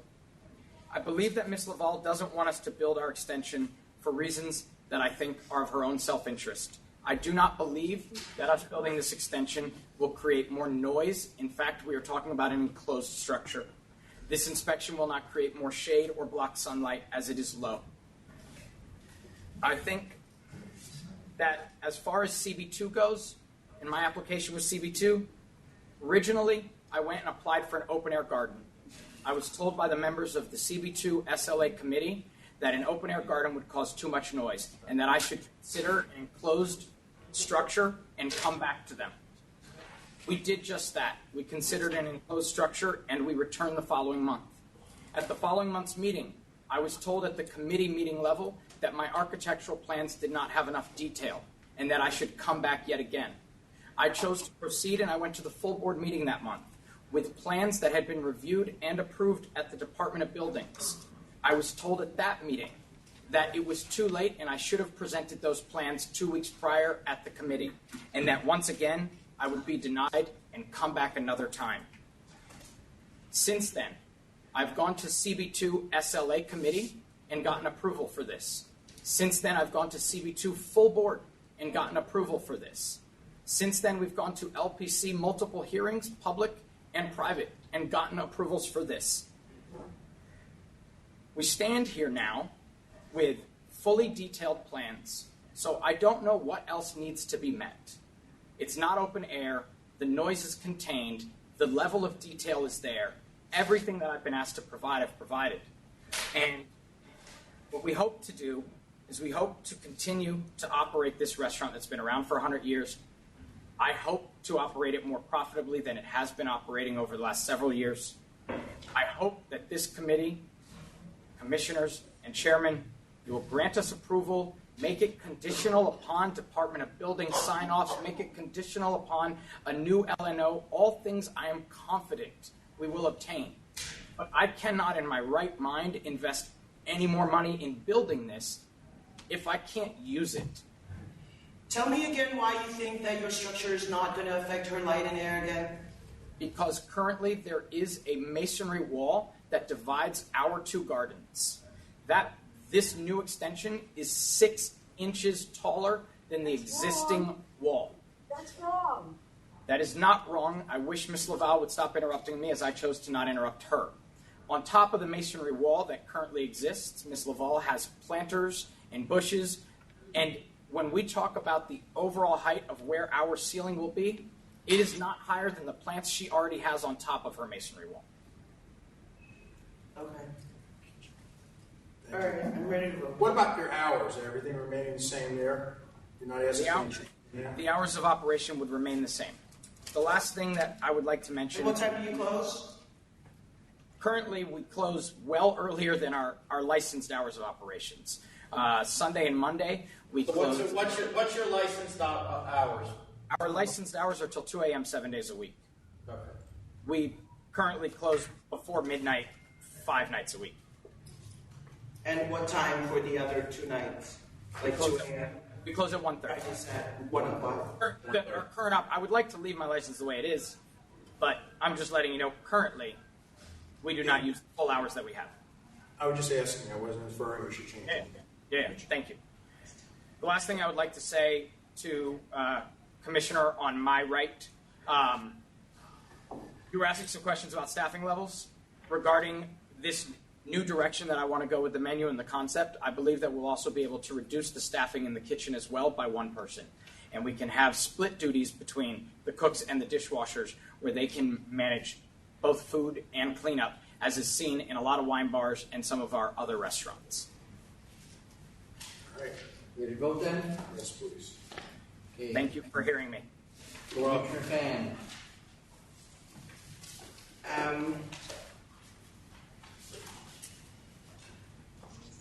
I must say that I really appreciate the community's concern. If this were happening in my backyard, I would be very concerned as well.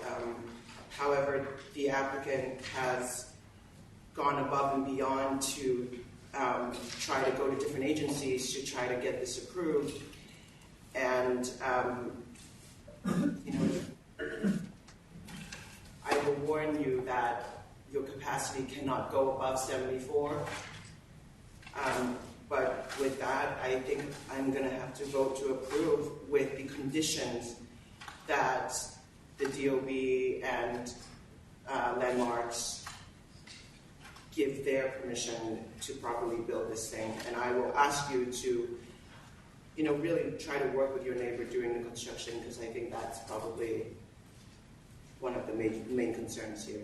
I'm actually not hearing too much about what would happen in the event that this actually get built. I think the concern may be more the process of the construction, so just be mindful of that. I realize that maybe it's the owner who's actually doing the build anyway, so. But with that, I am going to vote to approve. Commissioner Ford. I voted to approve before, based upon obtaining all the other necessary approvals and so forth, which it sounds to me like you've got a couple of them, if not all of them. So I think the applicant, as Commissioner Fan has stated, has done everything in his ability and then some to meet everyone's requests and so forth. So my vote is unchanged from before. I still vote to approve. Chairman Grassley.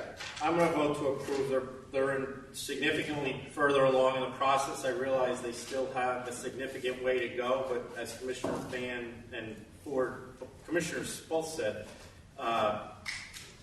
if this is allowed to be built, it's going to be a decision by DOB, and all of the issues that were raised, I think, are valid concerns, and I hope that they're taken into account by DOB, but if DOB says that this can be built, then he's going to be able to use it. So I'm going to vote to approve. All right. But I do maintain that you need either a new letter of no objection or a C of O for this building, or for this change, because it is a major alteration to the building. Are we making that? Yes. For clarification, Thank because you. I didn't see all the materials, so you're requiring a new letter of no objection, and then number two, or a C of O that gives them the right to use that for retail purposes. and then what about the windows in the rear extension? Well, he's already indicated that they're going to be closed. Okay, so the windows are closed at all times. Okay, thank you. Next item. Next item. We never said we were going to close the windows at all times. I did not say I would close them at all times. Standard in that community board is 10 p.m. Yeah. I think 10 p.m. is standard. in that community board. Not for rear yard windows. What is that? You've been on a committee, we're picking out. No, but the thing is that it's part of the restaurant, it's inside. Right. So I didn't think that we should. No, not the hours of windows. The windows is 10 o'clock. Oh, but it's backyard. I'm comfortable. Backyard. Hold on. Backyard windows should be 10 o'clock. Okay.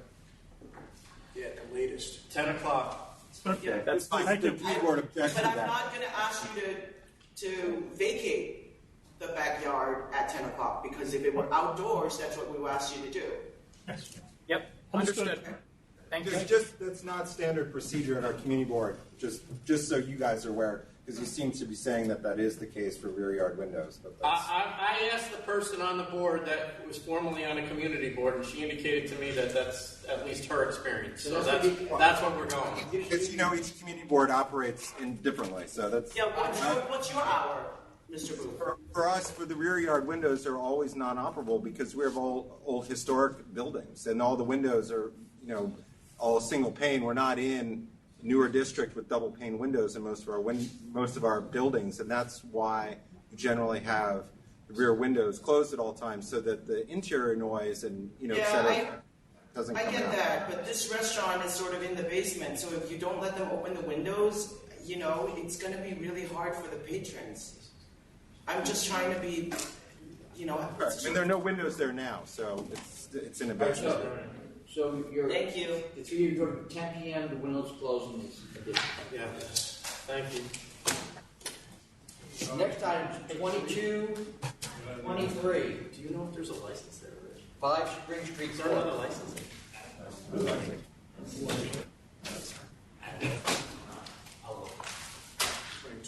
23. Good morning again. My name is Frank Lowe. It's an offering compromise to resolve the charges. I'll accept. Accept. I accept 3500. Thank you. Next item, 2262A, Turnstile 8th Avenue Bakery LLC. Hi, good morning. My name is Victor Ortega. I'm the managing partner for the company. Who's with you? Jonathan Greenberg, I'm Vice President for Turnstile. Landlord. Okay. Can we just, we're going to take 5 minutes. Is your attorney here? No. Is she coming or no? No, just us. Okay, we're just going to take a 5-minute break. Okay. A break or? No, it's a break. Okay. I'm going to go upstairs and grab a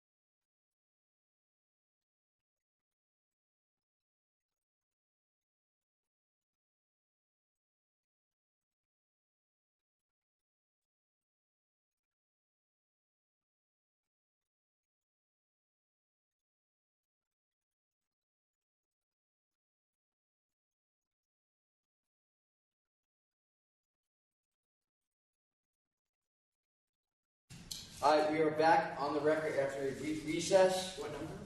And we are calling item 2262A, Turnstile 8th Avenue Bakery, LLC. Okay. Once again, I'm Victor Ortega. I'm the managing partner for Turnstile Bakery, Blagger and Burger.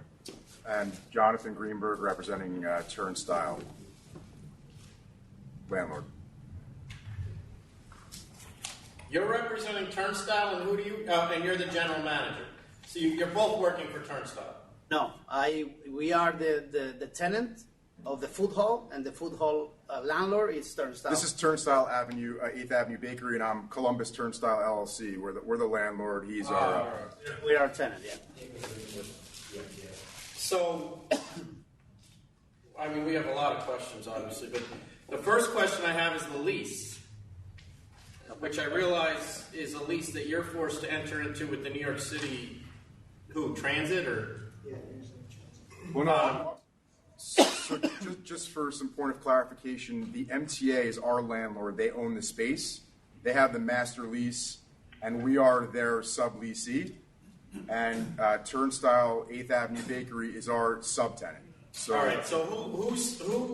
So you're telling me the MTA lease has 12% in it? No. No. So you just the sublease you have with them has 12% of revenue over $100,000 in it. Correct. In addition to the base rent. That's right. All right. Well, if this is approved, that's going to be once the number hits 10% of total revenues. That's it. You can't go above 10%. You understand what I'm saying? Yes. So that lease is going to have to be changed. But go ahead with your other question. Well, can you just explain to us what your plan is here? Okay, we are a tenant. I'm in a food hall with different tenants that are already here there. We just opened 3 weeks ago. And, we have a Blagger and Burger concept, which is a burger and beer, craft beer. We have restaurant and we have food market kiosk. We have one more already approved with a beer and wine license. Urban Space Vanderbilt in Manhattan. Where is it? Urban Space Vanderbilt. It's Vanderbilt and 45th Street. Okay. Is that a restaurant or just a kiosk like this? That's a food kiosk, and it's already being approved. And we have a licensing agreement over there with a different company. And So it's hold on with that one. Is that licensed with alcohol? Yes, it is. Does it have tables and chairs inside it, or is it a common area? It's a food hall with communal, with different vendors, different concepts, and everything is communal. We don't have our own seating. Everything is. How long has that been open? 2015. We opened January this year. So is there another vendor in your food hall that sells alcohol, that sells beer? Yes. Yeah, there are multiple. Who is it? Los Viajeros, they vacated last week, but they had applied and received a liquor license. And Merchant's Gate also has a liquor license on the premises. And how long ago did they get licensed, do you know? Los Viajeros maybe back in September, and Merchant's Gate maybe a month or two before that. Of this year? Yes, of this year. Did they come here? No, this probably came. Oh, so this is here because of the lease. Okay. All right. Okay, so just be mindful of what the chairman said about the 10%. No, that's going to be a condition. Yeah, that's going to be, right. And so with that, I vote to approve. So you're going to have to get the lease changed that says this thing maxes out once your number hits 10. It maxes out at 10%. You can't go above 10%. So you can take 12% of any amount above 100,000 until you're taking more than 10%. Then you can only take 10%. Okay, got it. You got to make that clear to them. But you also got to put a rider in the lease and send it in. Are you going to notify us to that effect as well? Yes. Okay, no problem. It'll be on the letter he gets that conditionally approves his license. Okay. All right. I'll approve on those grounds. Same here. Thank you. Thank you. Good luck. Thanks. Next item, 2192, 161 Ludlow Food LLC.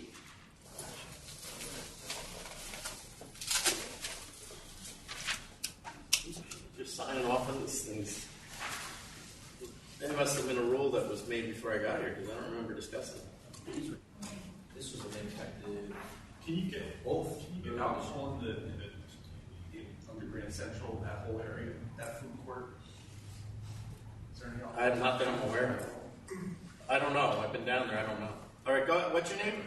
My name is Frank Palillo. Oh, okay. It got darker. No, I can't. Still off. Okay, now I Must see. be that new construction. Oh, he's- Made it darker. It's his time of year that he goes to Florida too, so he's probably a bit tan. They won't have me there. With me is the principal of this licensee. As you know, all 4 charges were sustained. I have to just give you the chronology here. I think you may be aware. We keep trying to file our application to add security guards with the authority. We keep getting disapproved because we keep getting charges for hiding security guards. Bottom line is, it's not really a repeat violation. In this neighborhood, we cannot not have them. All right, so I'm going to sustain all 4 charges and add security guards to their license right now. Okay. And then whatever you decide to find. I'm at 2,000. 2,000. Yeah, 2,000. So you're going to get the security guards are now on the license. Thank you. Yep. Next item, 2262D, NoHo Cultural Society, Inc. Well, he could have objected to it. I didn't think he was going to. Before you said what the No, the alternative is that they say we're going to cancel the license. So you're requesting another 6-month extension because the property isn't ready yet, is that correct? Well, they got to put their name on. Can you put your name on? Yes, Donald Bernstein on behalf of the applicant. This is an approved, as Commissioner Ford said, this is an approved application. We have already gotten 2 extensions. As indicated in my letter, the reason why we are seeking a further extension is because there was litigation between the Equinox Fitness Club, which occupies most of the building, and the landlord relating to another tenant who was supposed to share the 4th floor with us. And that threw everything, it became a mess. The landlord, because of the pendency of that litigation, was unsure what they were going to do with the space. They would not sign a lease with us until after that case was settled in just September of last year. So that delayed execution of the lease, delayed filing for the permits and approval of the permits and construction. So what are you looking at?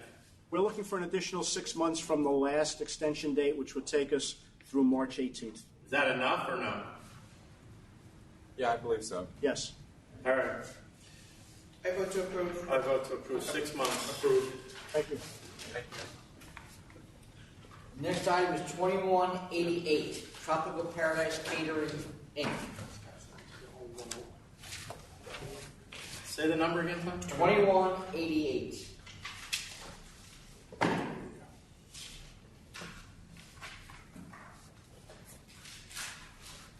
Put your names in a record, please.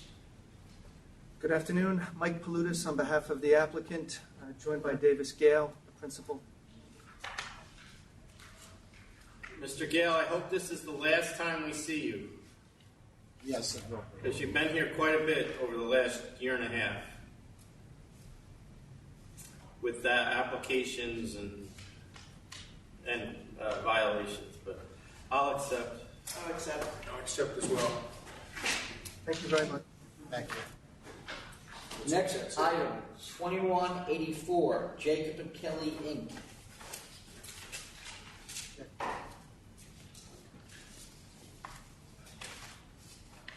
Hi.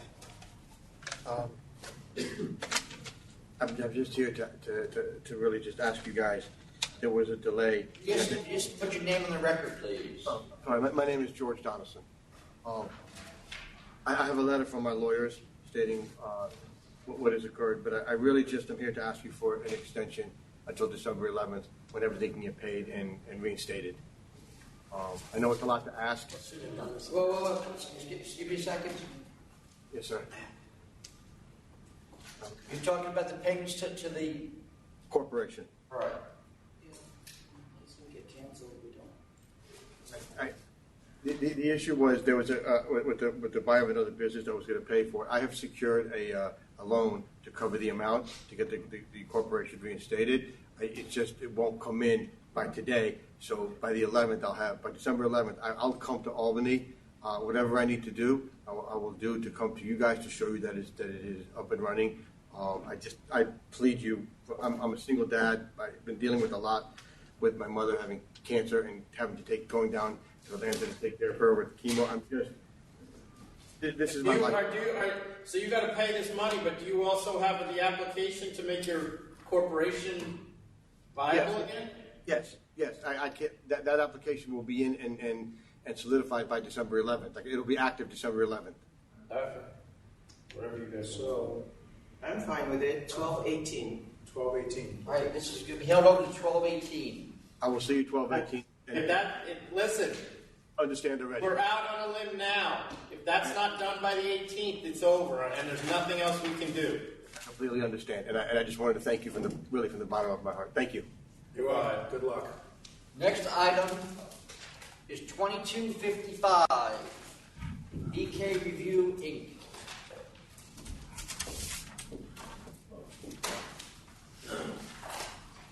Good afternoon. Licensee together with Kevin Birch, as well as Chris Karolkowski, head of our proposed security team at the location. Is there anybody there from the community or opposition? No, sir. They were supposed to meet with the police department. We did meet with the department, and we also met with the councilman's staff. They're not opposed to my client, they're opposed to the location. They didn't like what happened there before. That's why we have a whole new concept and a whole new security team. To rectify What's your new concept? Are you going to be a high-end restaurant? Because it looks exactly the same to me. Yeah, that's what my impression too, that I wasn't seeing any difference in your method of operation. And the other guy had a pretty good security plan too, if I recall, when we granted that. I can put Chris over here. Chris, tell the members about our security. Good afternoon. So I've been working No, with... I don't want to talk about security. I'd rather talk about the method of operation. What's different than the other guy? There is no difference in the method of Well, operation. you just told us there was. No, what I'm talking about is the security protocol to be followed. My client's an operator. He holds 2 licenses in the 114th precinct. I have a letter of recommendation from the 114th precinct community council dated 2 days ago recommending him and highly promoting him. He's a good neighbor. I only got it November 17th. I tried emailing it yesterday, but the secretary said it was not acceptable since I wasn't able to email it last Friday. That's correct. All right, then go ahead. Give us your security protocol? Yes. Just so we make sure we're covering all our bases. Good afternoon.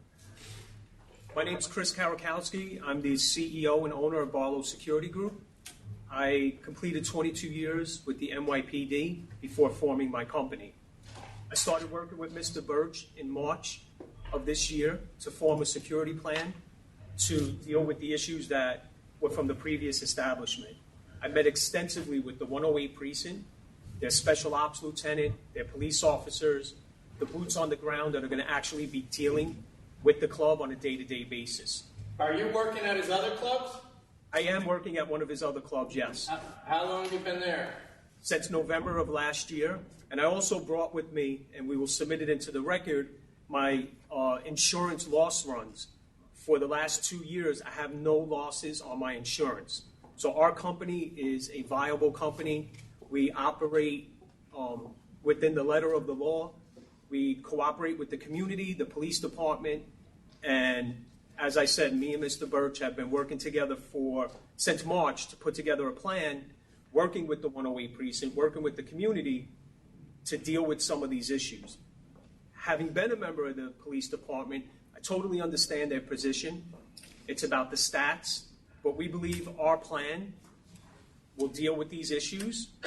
And if any incidents arise, we formulated a plan, and I believe you submitted it to document any incidents and deal with them immediately with the 108 precinct. See, I disagree with you. I don't think it is the stats alone. I think it's the violence. This other place, there was significant violence previously at this location to the extent that they don't think that they can make it safe. That's what their letter is to us. Yes, and the violence would be part of the crime stats, and obviously that's part of the 7 major crime stats, which are most troubling to the police department and the community. But you're missing my point. What's most troubling to me is the violence led to people getting hurt. And that's where security will come into place, being proactive, screening out the clientele that come in, being more proactive with the police department, not to drain any resources on the police department. Mr. Birch has put aside a substantial budget directed just at security. We've implemented this in the 140. And I'm sure he's done the same at his other places, but I'm looking at the history at those places. And he's got sustained pattern of noise disorder, focal point for police attention, disorderly premises prostitution, disorderly premises of altercation assault, sustained pattern of noise and disorder, disorderly premises, failure to comply with unlicensed security guards, focal point for police attention. And I'm only reading half of them. Sir, is that prior to... So now we turned a new leaf? Is that what you're trying to tell me? Is that prior to November of 2018? So you're going to be the key, is what you're telling us? I believe so, yes. Okay. It's a big key. What about the police department? What did you come up with? I'm sorry, say again, sir? Talk to them. What about the police department? They supposedly have Mr. Katsouris. You said you have a letter. I mean, because they're adamantly opposed. I have a letter dated November 17th from the president of the 114th Community Council, and if you would permit me, I can read it. From who? From who? The 114th Precinct Community Council. May I read it? Hold on for a second. Jonathan, can you check that mic? The precinct here is It's cutting out on us. Yeah, but the precinct, another police officer is the 114th for this guy. Yeah, that's probably where his other bar is. The other two licenses are located... Mr. Katsouris, hold on for a second. Jonathan, can you check that mic at the podium because it's cutting in and out? So bloody sound. There's no mic. Okay, but your letter is from the police precinct that is not covering this establishment, the address of this establishment, right? That's correct. The letter is from... Character. The is letter... His character. I don't want to interrupt you. I'll speak when you tell me to speak. No, that's okay. The letter you have is basically a character witness that says that he's a good operator in the 114th precinct. That's the neighboring precinct where he has his two other licenses. Got it. Okay. You can read it if you really want to read it. Thank you. I want to make sure you can hear me. Yes, I can hear you. This letter is being written on behalf of Kevin Birch, who is a local business owner here in Astoria. Kevin is a positive member of our community who has demonstrated countless times throughout the years his commitment to helping the neighborhood. He has been generous in collecting donations and toys for the annual 114th Precinct Community Council Children's Christmas Party, where underprivileged children are invited. On a few occasions, Kevin has been made aware of performances at the establishment that the police department deemed to be problematic, and Kevin, without hesitation, has canceled those performances. Most recently, there was a 3-day festival at Citi Field that brought artists and people from all over the country.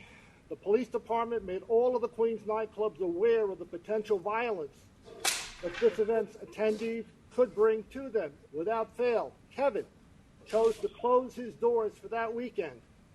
That being said, Kevin has established himself as a good neighbor, and it is without hesitation that I recommend him to any community, as they too will find a positive community member in him. Signed, Ann Bruno, President, 114th Precinct Community Council. Is that an exotic dancer club or just a nightclub? Exotic Dance. Say again? Exotic Dancer Club.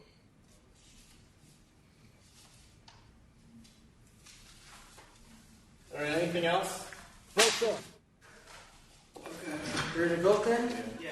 Okay, no, Can I ask you something? One thing before we vote. So you got this other letter from the precinct where he does business now. Have you brought that letter to the attention of the police captain, Michael Gibbs, so that he can see what an adjacent precinct That has was nice to see that might. That was presented to Captain Gibbs. I really think, based on reading the letter, Captain Gibbs' issue is more so with what he just doesn't think that this place can be controlled no matter who's running. Right. So I don't think it's an indictment of this applicant. Right, okay. I mean, is it worthwhile to ask them to go talk to Gibbs again and try to get tomorrow? I don't think he's going to do it. He's not going to do it. Gibbs is not. No, he won't change his mind. But you can if you want to. Look, I can't vote to approve this because there is a really strong objection letter from the commanding officer at the 108 precinct. Do you want the opportunity to go back and try to talk to them and present your security plan? And We did that, but I would have the Chris come over here. We tried that. It's a question of politics. We met extensively with the 108 precinct and the councilman's office, and as you said, their concern is the potential violence. But I would like to note that yes, there was violence. There was another establishment within 2 blocks. It was a KTV place that also contributed to the congestion and the violent acts in that area. That place is no longer open, and to my understanding, after speaking to the precinct, they are not reapplying for a license. So it will all be focused on us. And again, we believe our security plan will deal with all the issues the precinct had. We do not have any issues at the current place, Starlets Gentlemen's Club, where we're conducting security. As you can see, the community and the precinct have no issues with how we're conducting the security there. And I believe it's a blueprint for what we can do in the 108 precinct if given a chance to fail. There is no opposition from Community Board 2. Okay. All right. Well, if that work has already been done, then I am going to vote to deny. Commissioner Ford? With the objections of City Council Member Holder and Police Captain Michael Gibbs, I just don't see how I can approve it. I mean, I'd have to see something from them stating that they're okay with it. I mean, if you wanted to go back... Commissioners, please understand... You're voting. If you wanted to go back to them, I mean, their letters are pretty strong. He already went back. He's not going back. Yeah, so I have to vote to deny. All right, I'm going to vote to deny as well. The location is notorious for violence in the past, which is, I'm sure, was the cause for the police department letters as well as the councilman's letter. And you know, one thing that we do look at, besides the location, is also the applicant's history. And regardless of whether he may be turning over a new leaf with a new security company that just got there in, I believe, September or May, he's paid $50,000 in fines to the SLA for a variety of different violations at 2 of his other licensed premises. And that was between the years 2012 and 2016 at one location, and then 2012 and 2018 at another. Many of those violations included violence and prostitution, and at least one prostitution charge, and disorderly premises, as well as focal point for police attention. So I can understand the reservations given the history of the location. So I'm going to vote to deny. Could you please understand that he has 2 licenses? Members have voted. He has licenses and he has a history as a result of that. That's where I stand. So thank you. The next items 2101, 2201, 2202, Del Carmen Restaurant, Inc. Can you repeat that, Tom? Sorry. 01 and 02. 2201, 2202 is Mr. Alwick, I think? Alwick? I haven't seen him in a while. Yeah, he was here. I don't know where he was. We can just do this. All right, go ahead. We don't really have a choice. I'll accept. 2251 and 2252, 302 Broom Art Space. Soon off and compromise to resolve the charges.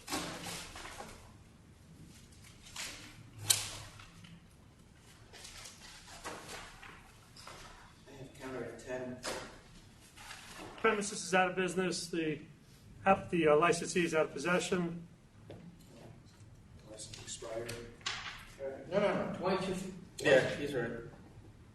2251 and 52, yeah. License doesn't expire till 2020, no. Right. No, it expired, but the licensee is out of possession. Did you put the license, surrender the license? Yes, I'm doing All that. right, I'll accept. All right, I'll accept that. Thank you. Just 7,500 from CNC. The license, the business is closed, though. Did you have already an There's application? an application, there's somebody else's application pending. All right. 2189, 90, 91, PL Lounge Restaurant Inc.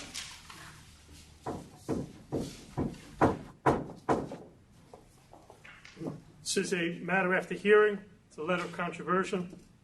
Can I take 2 minutes, please, with council? Sorry to delay you.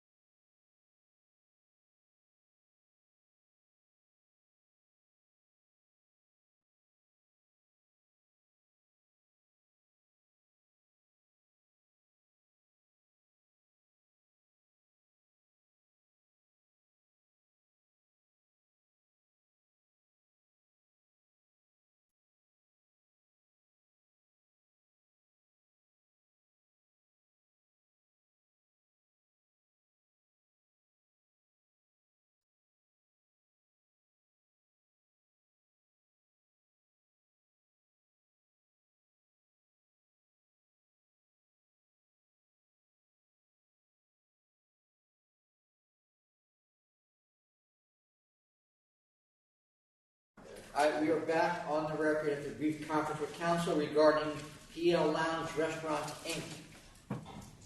So, Mr. Palillo, this is a rarity for me. And I'm actually going to agree with one of your legal arguments. Get out. Wait, Yeah. let me sit down. Hold on. You've been up all morning. Why would you sit down? So I'm going to dismiss one, sustain two, sustain one in the next proceeding, dismiss one in the third proceeding, and sustain two. So the two prohibited hour cases are being dismissed. Because I think he's making an argument that the No, law. I don't think so. The other prohibited hours is No, just the one. 45. Oh yeah, just the one. I'm sorry. Sustain 1 and 2 in the third proceeding. So your first one is out. In the second proceeding, the police officer said, I didn't see anybody drinking on consumption. I mean, he testified he didn't see anybody drinking. We don't get into that here. You know that.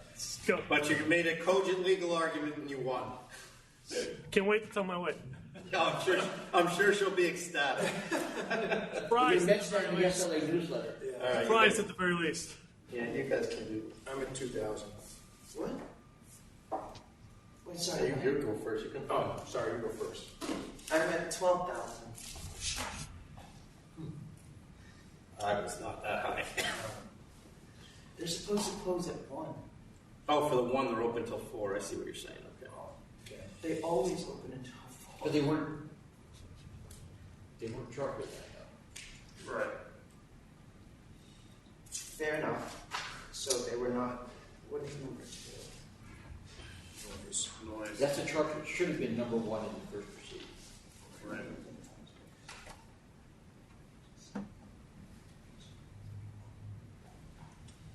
But the first charge of the third proceeding you sustained, right? Yes. 12,000.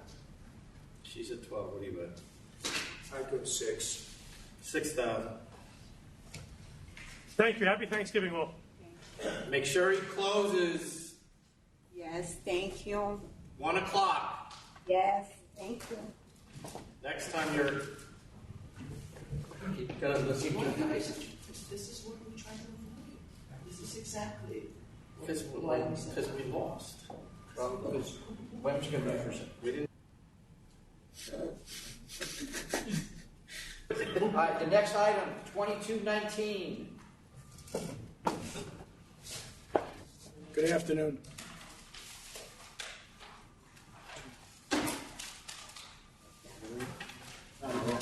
This is an offer of compromise to resolve the charges. Okay. I accept. I'll accept. I'll accept.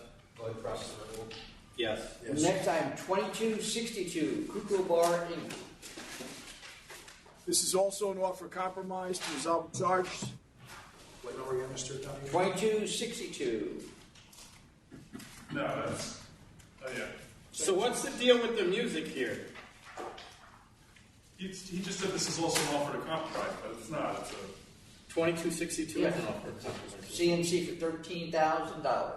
2260. Oh, Hey, Mr. Flynn, what's the music situation here? They're not supposed to have DJs and they're supposed to close at 2? Yes, they're supposed to close at 2 and they're not having DJs. And they're going to not have DJs anymore? That's correct. And they're going to close at 2 because the NYPD showed up at 2 and it was, yeah, it seemed to be pretty going on. I can't remember if that was a condition to the issuance of their license or not. So, but if it is, they'll abide by whatever their license.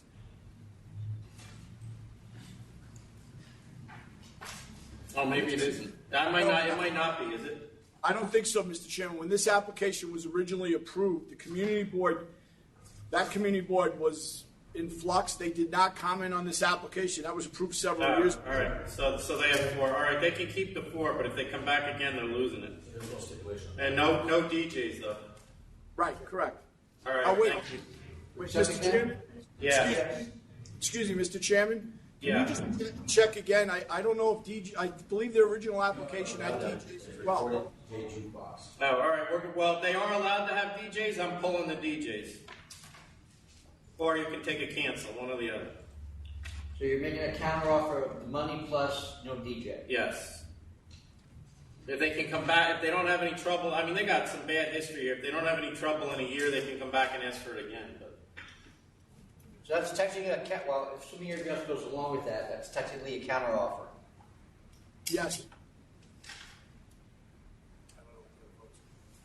Are you all good with that? Yes. Yes. Okay. So are you want to accept it? You want to think on it?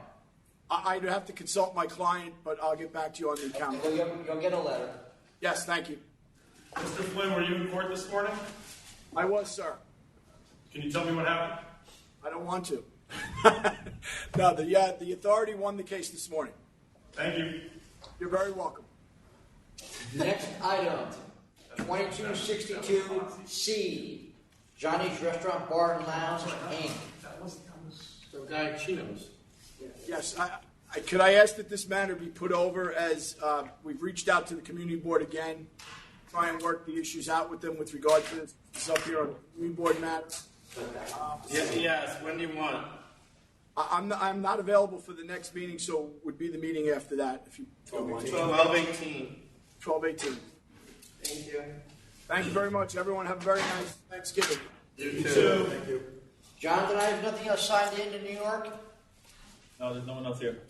Okie dokie. Hey, you won that thing. Did you think you would? I had my utmost faith in you. Well, Are we ready to because move if you go along? in Manhattan, you get a fair shake, and then you go. Oh, of course you please. It's not even close. Yeah, go ahead, Tom. 2186. Seven. 2187. Seven. Councilman Bond. All right, 2193, the licensee contacted me, wants to hell over to 12-4, and I got proof that she's no longer represented by Ms. Weiss. Want to hold it over? Yep, sure. 2199. Seven.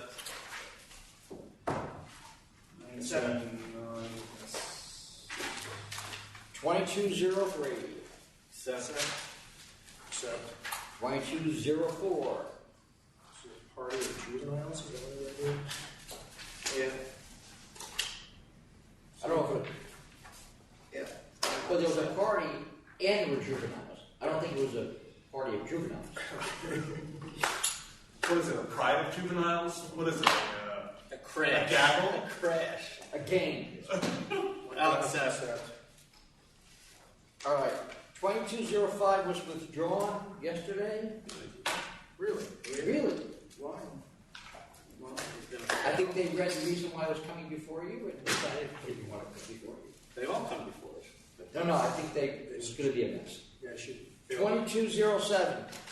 Seven. 2207? Yes. $3,000. No. Yes. You don't like that? I was gonna go down just because All right. To what? I was gonna go to letter of warning. Anytime you're going to show some compassion, I try to agree with you. Go ahead. I was gonna go to letter of warning just because she wrote this letter. All right, letter of warning. Are you saying she's a hard ass? Is that what you're saying? Well, the 12,000 she was going to lay on some guy's forehead is. Commissioner Ford, you showed compassion as well. This is the one whose father was working in the joint. Letter of warning. 2208. That's a gift. Cancel. So much for compassion. It was 2209. It doesn't matter what the charges say. Seven. 2209. 2209. I thought you would agree with me. I do. I just think if they beat us, they beat us. That's the way I look at it. We'll get them. 2209. Except. Okay. 2211. Seven. 2216. Cancel. Seven. There's no bond. Right, just cancel. Just cancel. Cancel for the record, yep. 2220. Dismiss 1 and 2, sustain 3. The guy left the bar. The bartender left the bar. The owner left the bar. And the night bartender came in allegedly 5 minutes 80 later, and a customer served himself. I am 15,000. really. Are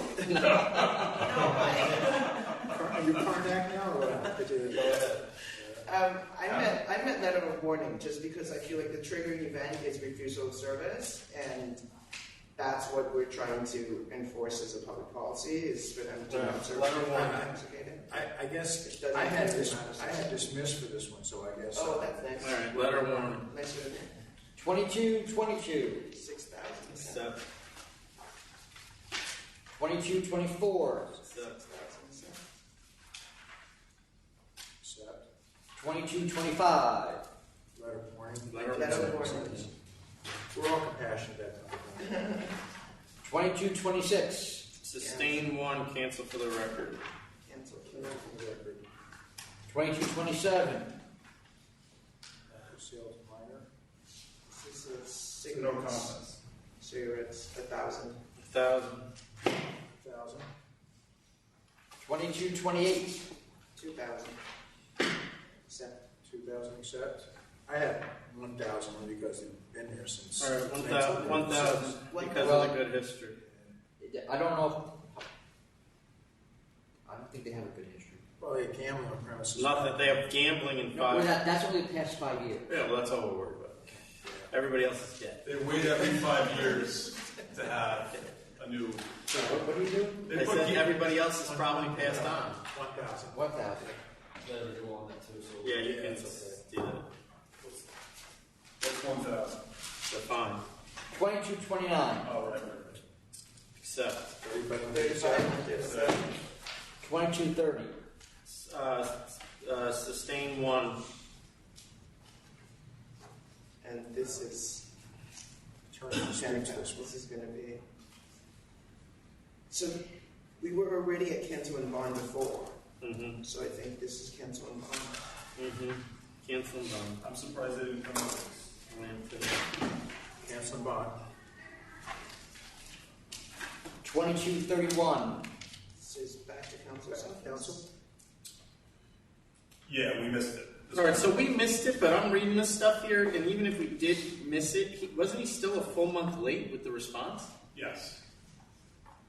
Because so he gets his notice of pleading, he faxes in the response a month after the notice of pleading said to, and we didn't get it.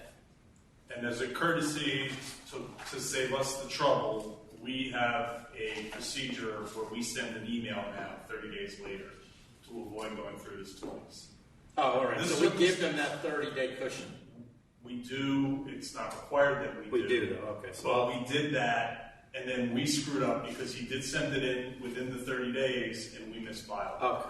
I'll send it back to Ken. Sorry. 2232. Accept. 7,007. No, 2,000, right?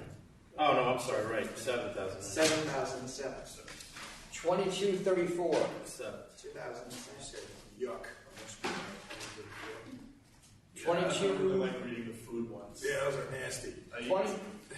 2235. You used to eat some of those places. So I'll take the 1,500 too, but can we put in a letter that the MO says no DJs or karaoke? All right. No, listen, here's the thing. If you look... No, I'm not ordering them. It appears that the license indicates that they're not allowed to have karaoke. No, the license doesn't say that. It The doesn't. license says No recorded music. Karaoke is my understanding, is it's recorded music, right? Karaoke. No, I think this one said there was no There's a entertainment. big debate about that. You don't want to open that can of worms. Well, no, now the application... The application changes. Yeah, no, and going how far back that it has karaoke as a check. This was just, back then, I think this said live music, recorded music. Nothing was checked off. Oh, There was no, I looked at the old method of operation. Nothing was checked off unless you found something newer. No, I checked the police report to see... Right. If I remember Said to see... there were DJ speakers and mixers. It doesn't say, it says DJ / karaoke and mixer. Right, So but it's unclear from this whether they're using a DJ. But the method of operation said no entertainment. Okay, well then there's an issue with this one, because their letter of contravention, well, their letter, they look for sympathy by saying they moved the karaoke machine away from the door. Right, which Which based on... means they're still violating the law. Yeah. Based on the application as he reviewed it, they shouldn't have anything. They shouldn't even have background music. Right. Nothing. So you want to bring them in here? No, I want you to put in a letter that your method of operation as applied for is no You're not allowed entertainment. to use a karaoke machine. Yeah, karaoke Now, meaning no karaoke, DJ, or... Yep. All right, thanks. I think it should say, do you want music or karaoke? But that's actually a big debate. Karaoke, whether that's recorded music or live music. I can't... But see, that's actually That's a controversial Let's issue. just put it this way, it ain't recorded music. And back then- You got a microphone and an amp. That's why I said it's music or karaoke. Take your choice. Why can't it be both? But see, back then there was only 2 boxes. There's only 2 boxes back I then. know. Live That's and right. That's recorded. right. All right. 2236. So you really should So be we're hitting taking, every one. we're taking 1,500 on 35. Yes.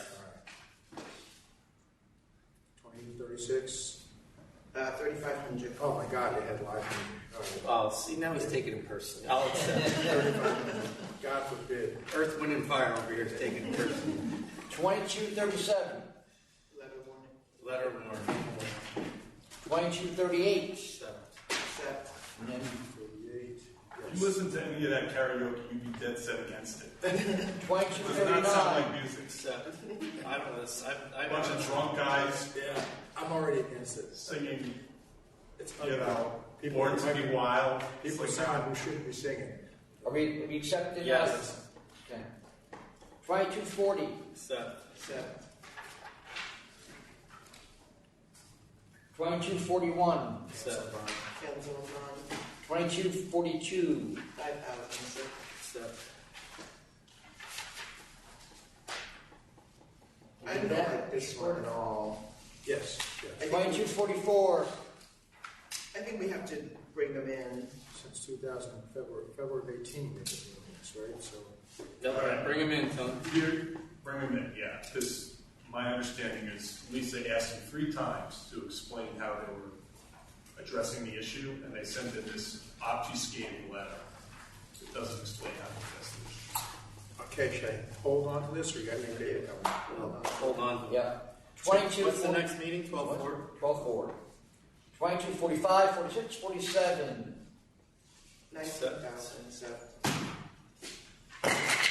All good with that? Yes. I mean, there was a straight deposit on the nameplate now. 2248. 6,500. So, Accept. All right, 2249.50. The licensee has to appear as a witness for the defense in a like family court type proceeding or something like that. today? Or like ongoing basis? Or at least on today. So, Well, we have to stay for another 6 weeks, so they're until January. The second time. 2256.